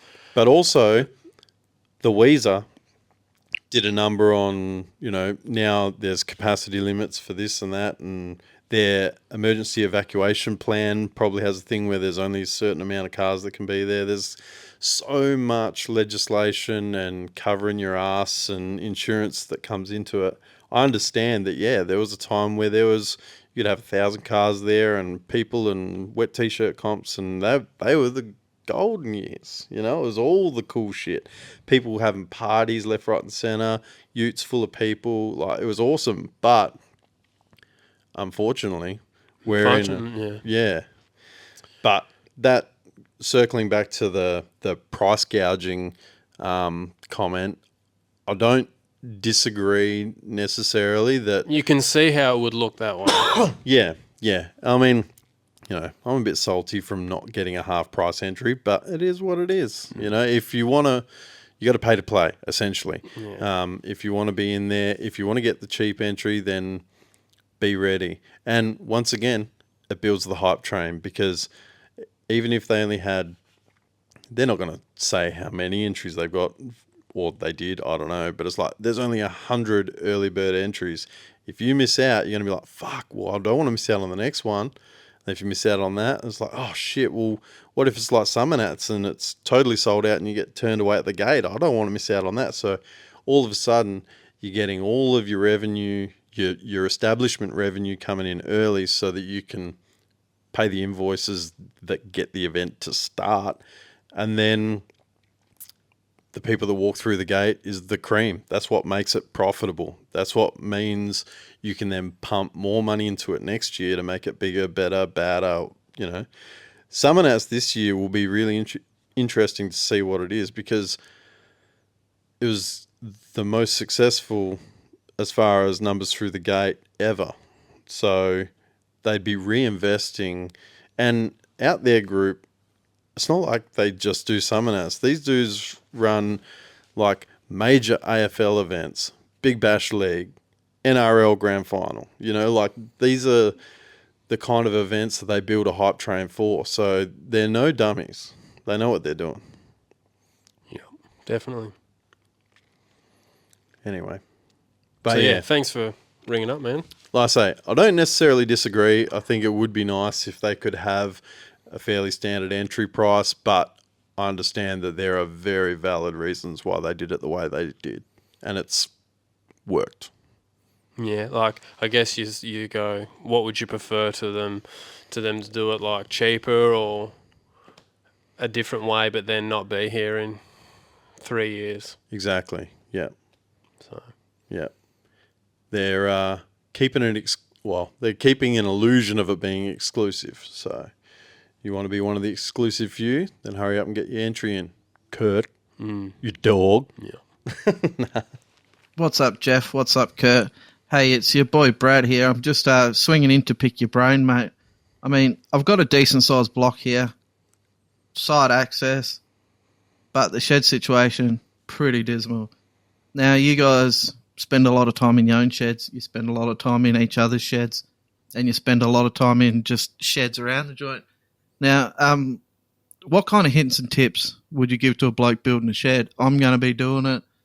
It's just one of those necessary things, you know, like, and I don't mean like as many PowerPoints as you can, pallet racking, hoist, lighting, like those little things. I want to know those little nitty-gritty things that you guys have picked up along the way that would have made your life so much easier.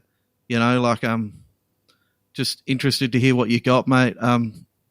Cheers, lads. Keep it up. Yous are doing wicked. Cheers, bruh. Be rad. Be rad. Yep. He was one of the first cars I built. When I say built, I mean it came in as a rolling shell, and I bolted parts to it. Did the whole thing from front to back, fuel system, rear end, the whole shoot match. That was one of the first ones I did. Many days telling him that if he doesn't come pick up his car soon, I'm going to burn the fucking thing to the ground. But it turned out sick. It was a 416 cube LS built by Thunder Performance, tuned by Blown Motorsport. I put a 4L60E in it, and I told him when I was putting it in, I don't know why the fuck I'm putting this thing in, because we're going to be pulling it straight back out again. And what do you know? We did, and we put a turbo 400 in. Hey, I tell you, there's a few of them holding up now, eh? I'm not sure who's doing them. I don't know if it's Rocky that's been doing them or someone, but they've been holding together with some turbo V8 power. So Yeah, right. I'm sure they're pretty special though. Yeah, But anyway, but yeah, that Torq. was a cool car. It was a cool car. Did a couple of mad burnout skids. Caught fire at Gazinats and Did it end up on methanol or did it only end up carbureted on pump fuel? Ended up on methanol. Methanol carby, wasn't it? Yeah. Yeah, had a Transbrake 400, methanol carby, and It was sick. Yeah, and I don't even like VTs, and I thought it was cool. Yeah. Sheds. What would you? We get asked quite a lot about that, don't we? Yeah, yeah. Obviously, make it as big as you can. If you're going to build a new one and you've got the space and you're tossing up between two sizes, go the bigger one. Yeah. You can never have too much space. Go the extra effort of trying to get a bit more height as well, because usually most of the local councils around here, they sort of have their set heights, and if you go any more, you need permission. Try and get the permission if you can, because it's worth it. Sometimes the permission is you just go in and fill in a form and you get the permission. So don't be discouraged from asking the question or getting letters from your neighbours saying that they don't mind and whatever, because it would be well worth it. One thing that I should have done, Kurt did, I didn't, when I put my roof on, is putting the insulation on there and whirlybirds. Which I haven't done yet, but I probably will soon. Yeah, whirlybirds are really, particularly when we're sitting here like now. It's not too bad now. Yeah, today's all right. But because it's 10 o'clock at night. But earlier today, pretty miserable. What's your thoughts on like an extractor fan up the top of like a side wall or something? You know, like a fan on the side there, just suck hot air out? Nah, probably if you want to just put some windows in. I didn't do that. I didn't really. I don't want like much air moving through for what I do. I'm usually welding, I'm using gas, shielded gas welding process. So, you know, if there was breeze through here, I'd have to close the friggin' door anyway. So, for me, it's not a huge deal, but I guess it would be nice. Have some windows. Think about where your sun's coming in. Yeah. And just do more than what you think you might necessarily need. Like Jeff said, the roof insulation, you do that at the start because it's a massive pain to pull the tin sheets off the roof to put it back down properly, and you don't want to try and pin it up with the tin not being moved. It's just a shitty way of doing it. So at least do that first. You can always do the walls whenever later on. Put some good footings or get good concrete as well. Don't cheap out on that. Make sure you go like your minimum sort of 100 mil thick and get the high grade MPA stuff. And if you get the are good Rio looking, and stuff. If you are looking at putting a hoist in, don't put 400 by 400 footings in, because chances are when you put your hoist in, you're going to drill through and you're going to miss those footings. Ask Kurt how he knows. Yeah, and mine aren't even 400. Mine are huge. Nah. Missed them. Make it big. Make it reasonably deep. You don't have to go crazy, but you don't. Honestly, 200 mil. 200's like tons, dude. Particularly if it's tied into the rest of the slab. 200's heaps, but make it 30 MPA. Like I said, don't fuck around. The rest of it, out the back blocks of nowhere, that can be 24 MPA, whatever. It doesn't really matter. But go the extra, particularly in your work bay, even if there's no hoist there, because what if you park a truck on it at some point? You know, like you want something that can stand the test of time. Pallet racking, that's a no-brainer. If you can, if like Kurt's got like a pseudo mezzanine, if you can do that, if you can work that in with your shed kit, it's going to be cheaper than doing it later, or at least easier. Paint the floor first, straight away. Don't be like, I'll do that. I'll do that like a bit later, because the proper like stuff that you really like, the epoxy stuff that you're good shit to seal your concrete. I think it costs a fair bit to do. I haven't done mine. I wish I did though, because like once you got shit in there, you're never gonna want to rip it out to do it. So sort of do that first. I was the same. I was like, when I bought my house and the shed was ready to go, but the lease was up on the storage joint where all my shit was, and I just had to move in, and I was like, it's all good, I'll just pull it out one day and we'll do the conch, and it just never happened. And now there's oil and shit there, so now you can't really do it unless you grind the floor back. And yeah, just do that from the get-go. Seal it properly. Yeah. Because it makes your life a lot easier later. But make it reasonably non-slip if you can, and don't make it a stupid colour so that when you drop a bolt, you can't find it unless you put your eye down at ground level. Fuck me. The amount of times I've seen that, people, that it looks Hollywood, but you drop a washer or something, you ain't finding it. Yeah. Not until you sweep the whole floor. Yeah. Yeah. What else? Yeah, you've pretty much covered most of it. Heaps of PowerPoints. Yeah. Get some, like, if you haven't, like, picked out a lift, just get sort of, if you can get 3-phase in there, definitely do it. But, I mean, obviously, most houses, they either have it or they don't already, and it costs a bit to get it in. So, but what I didn't know exactly what lift I was getting, so I just got a 20-amp single-phase run to there. So I knew whatever I got, it was going to be enough. If you've got the availability to put 3-phase just to your box, do that, because that's not to say that you've got any 3-phase stuff now, but if you did want to put a 3-phase point in later for that gangster lathe that comes up on Marketplace, it makes sense to have the availability. All the 3-phase stuff's usually cheaper to buy. Like 3-phase hoists are usually cheaper, and because no one's got 3-phase. Yeah, exactly. So if you've got it, and also here's another thing for it moving forward. But if you've got 3-phase, then you can have an EV supercharger. So if you it'd be a resale thing, I reckon, moving forward. Fuck the supercharger. EV supercharger. Don't do that. But 3-phase gives you availability. Another thing that's not to do with shed construction, but put your workbench on wheels or something. Like, put as much stuff movable as you can. If it's a bit different for you. I don't want my workbench on wheels. But, for most people who just got a hobby shed or whatever, try and have, if you've got things that you can move around, it's fucking way better. If you got it on wheels, you can pull it out, you can clean under it, you can clean behind it, you can use it, for multiple things. It does. You just want to have as many things off the ground and movable as possible. That's the key for all of it. It's like engines, you want them off the ground and you want to be able to move them easily, because shit gets in the way and you don't think it's going to be in the way until it's in the way. And by then it's too fucking late. So as many things that can be mobile, make them mobile. If you can get them off the floor, get them off the floor. That even compressors and welders and stuff, you can have boom arms and platforms that you sort of mount them up. Say if it's an air compressor, you can mount it on a shelf and then have a line through to an air reel that's in a central place. Like, just try and think of your placement of things early and make it super easy to work around. That's my biggest piece of advice. Yep. And if you're putting a car, if you're going to have a nice car in there, put a bollard at the opening. Yeah. When you're doing the concrete. Yeah, one or two, yeah. Yeah. Cameras, I don't know. That's something that you do after. But, I mean, cameras only help you after the fact anyway. It's already gone at that point. You're just using it to try and get the bloke's face and put it on Facebook.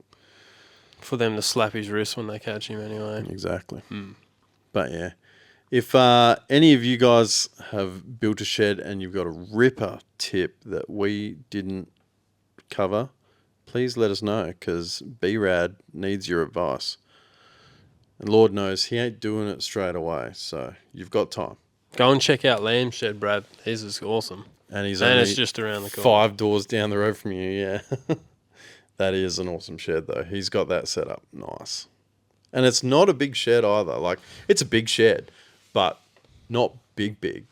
It's no bigger than ours, really. It's a slightly different layout, but yeah, doors and stuff, there's a whole rabbit hole you can go down, but it does become very specific to your block, your needs, stuff like that. And what you're doing in there as well. How you doing? If you're doing heaps of metal work, it needs to be different to even say Liam's, where he's just, mainly tinkering. He does have welders and stuff, but, Yeah.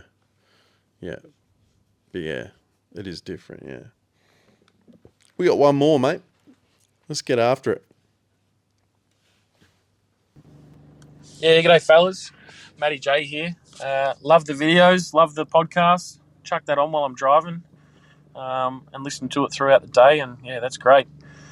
Also love the new Pick Your Poison shirt. Repping one over here in Vic. Great design and comfy fit. Love it.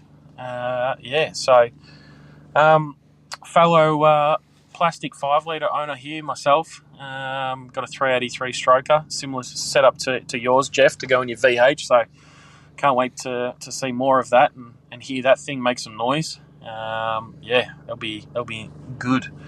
So just wanted to get your opinion on something for the next podcast and just see what your opinion is on just some 5-litre heads, casties versus alloy heads. I know some boys have got some ripper numbers out of some original casties with a good port job. And then again, alloy heads off the shelf, power sort of, obviously cost is a factor, but, a few companies make them. I'm repping some Come Racing 600 series myself, and they're doing some good things. So, yeah, just seeing what your opinion is and directions you guys would take and that sort of jazz. So, anyways, for now, keep up the good work. Keep the podcast coming. They never get boring. So, cheers, fellas. Ripper call. Thanks, Matty. Thanks, Matty. Calling in. Yep. Pick Your Poison shirts were a popular thing. They've done very well. And I'm not saying that we sold 1,000 of them. We sure as shit didn't. But, yeah. Thanks to all you guys. We got some good feedback. Yeah. Thanks to all you guys that got on the pre-order. We do still have some in stock. I think most sizes, we might be out of extra large at this point. But you can check the website, torqhub.com.au. There's a button to the merch store. And you can get Pick Your Poison. You can get hats, stubby holders, all that jazz. So thanks for your support, mate. Thanks heaps, actually. And heaps and heaps. Yeah, heaps and heaps. Show us your 383 too. Jump in, slide in. Just slide in my DMs, bro. I want to have a look. What's your thoughts, mate, on some head? Horses for courses, really, isn't it? I don't think there's a right or wrong answer.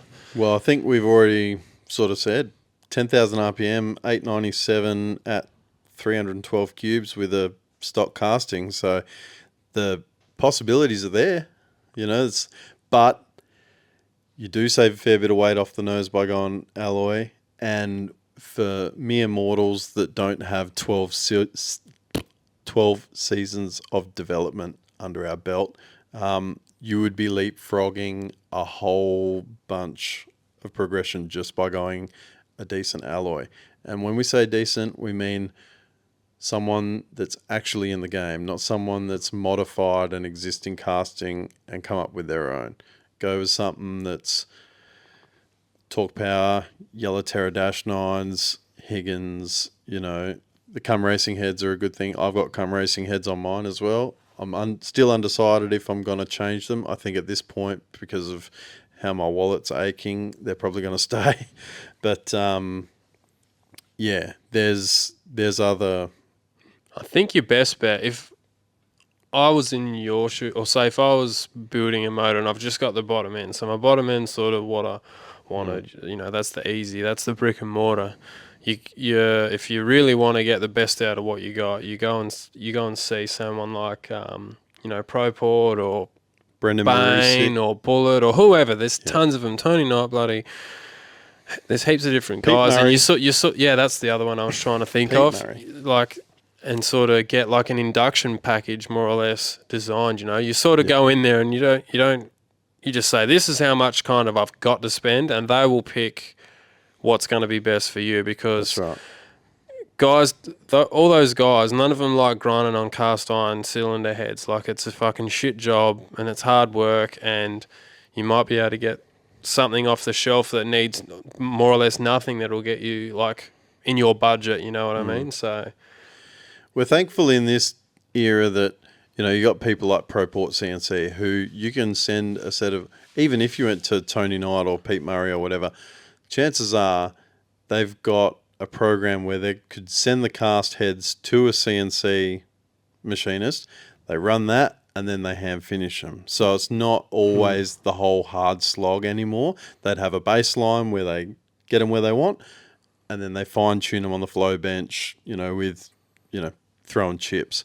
But yeah, like you say, the whole thing has to be a package.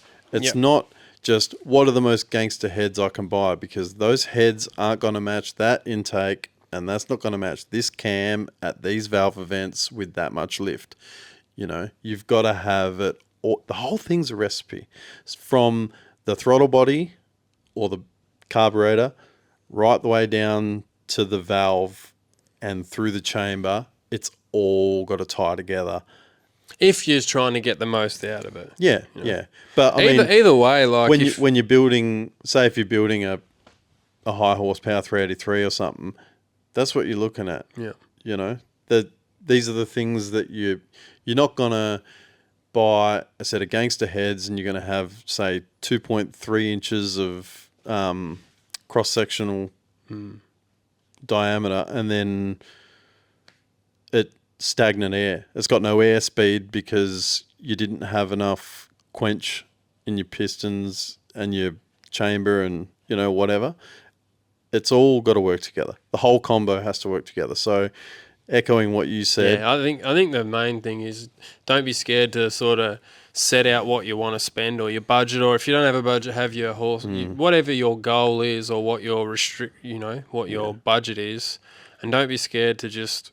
Because a good engine builder is not going to try and spend money. Like, he's going to come up with what he thinks is going to get you the best bang for buck, basically, They're not going to try and extract every dollar out of you. Like, if you want to spend 10 grand on a top end, they're not going to spend, 9,999 just to do that. They're going to go, because it's there, they want the best performing combination for if they're putting their name to it. But they also want a repeat customer, and if they've bled you dry on the first one, you're not coming back. I think the problem is with us humans and blokes, we just get a bit tied up in the sexiness sometimes. You'll you'll be like, something new comes out or something, you just want to get it, and then you'll make it work later. Like, how many, especially sort of younger generations, I guess I can say that now because I just turned 35. I'm an old... middle-aged man. Yeah. Like, when you were in the day and age of people like just wanting the cloud, I guess. Like I seen the ghost cams and stuff like that the other day. The Falcon Shop's doing those. Like, so someone might just want to put a certain bit on just because it looks cool. Yeah. Like, you put alloy heads on because they look cool. Yeah. Or whatever. Yeah, that was going to be my next point. Be flexible. It's one thing to say that you've seen the post on Facebook and you've got your heart dead set because that's just been released and it's going to be the next best thing. I want that. But like I say, any engine builder that's worth their money, they're probably going to say, look, you don't need to spend any more than you already have. You've already got, this has happened to me. I asked a dude, should I buy these heads? He said, what heads you got? Told him, rough flow numbers and how much horsepower it made. And he goes, look, you don't need to spend any more than you already have. We could make some changes to that, which would probably make it better. He said, I can probably tell you what they've done. I haven't looked at it. Can't guarantee it. But with that sort of cam and those sorts of heads, this is probably what they would have done. I would maybe increase your compression a little bit and change the chamber slightly. And he said we could probably pick up 50 horsepower right there without changing the heads. Because when you do that, it's you're looking at $3.5 for a set of heads. That's bare. Then you got to put valves, springs, guides, rockers. You're going to be in $7 or $8 in a good set of heads at best, really, if you're starting from scratch. A competition set of heads, by the time they've got the port work and everything, we don't even know. Could be north of $10,000 easily. But yeah, I just think instead of trying to, and I'm not saying Matt or whoever, like, I'm just saying, like, we all sort of get stuck in it. We want to pick, we sort of do our own parts picking, and then you run to the guy and you're like, this is what I've got, and he'll go, yeah, wouldn't have done that. You can actually save yourself a lot of money and a lot of time by just enlisting the help of someone that really does know what they're talking about. I think there's obviously... it's money well spent. It really is. There's obviously no secret that there's benefits to going to an alloy head. Weight being one. They're less prone to detonation than cast iron. They don't heat soak quite as bad. They get hot quicker, but they cool down quicker as well. There's reasons why newer engines use an alloy head over a cast head, but that's not to say that a cast head won't work for you. I think in most applications, like a cast head will probably make the horsepower that most people are going to be going for in an NA.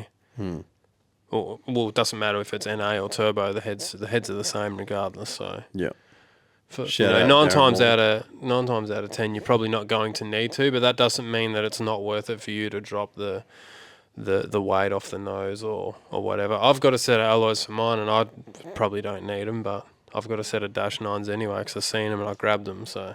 And they were cheap. Yeah. I was able to go pick them up for you. Yeah, they don't hold a gasket as good as an iron, but from what I've heard Tony say, but that doesn't matter. But if you O-ring it, that kind of clamps it better. So, but that opens I up. like alloys anyway. That's Yeah. That's what I'll finish with. I like them. Me too, bruh. Excellent. Good discussion. All right. Where we at? Been over 2 hours, mate. That's heaps. Send it. That's heaps. If you've made it this far, we still haven't got an accolade yet or an award, but you deserve one. Give yourself a pat on the back. Thank you so much for listening to us dribble shit for the last 2 hours. We love your support. And we love doing it too, don't we, Jeff? We do love doing it, because if we didn't love doing it, we wouldn't be doing it. That's it. So, and it's all you guys that fill us with love and support that keep us coming back. That's it, yeah. So thank you guys for supporting us. One last time, I'll thank ReadSpeed, Dan from readspeed.com.au. Thanks for the support. He's our sponsor on the channel. Like you mentioned before, Jeff, if you want to support us anymore, head to the website, torqhub.com.au. Get yourself some merch if you feel that way inclined. Christmas is just around the corner. But if you don't want to, that's cool too. Just by listening and watching our videos is support enough. Absolutely. I like that even more. So, yeah, thanks, guys. We'll catch you on the next one.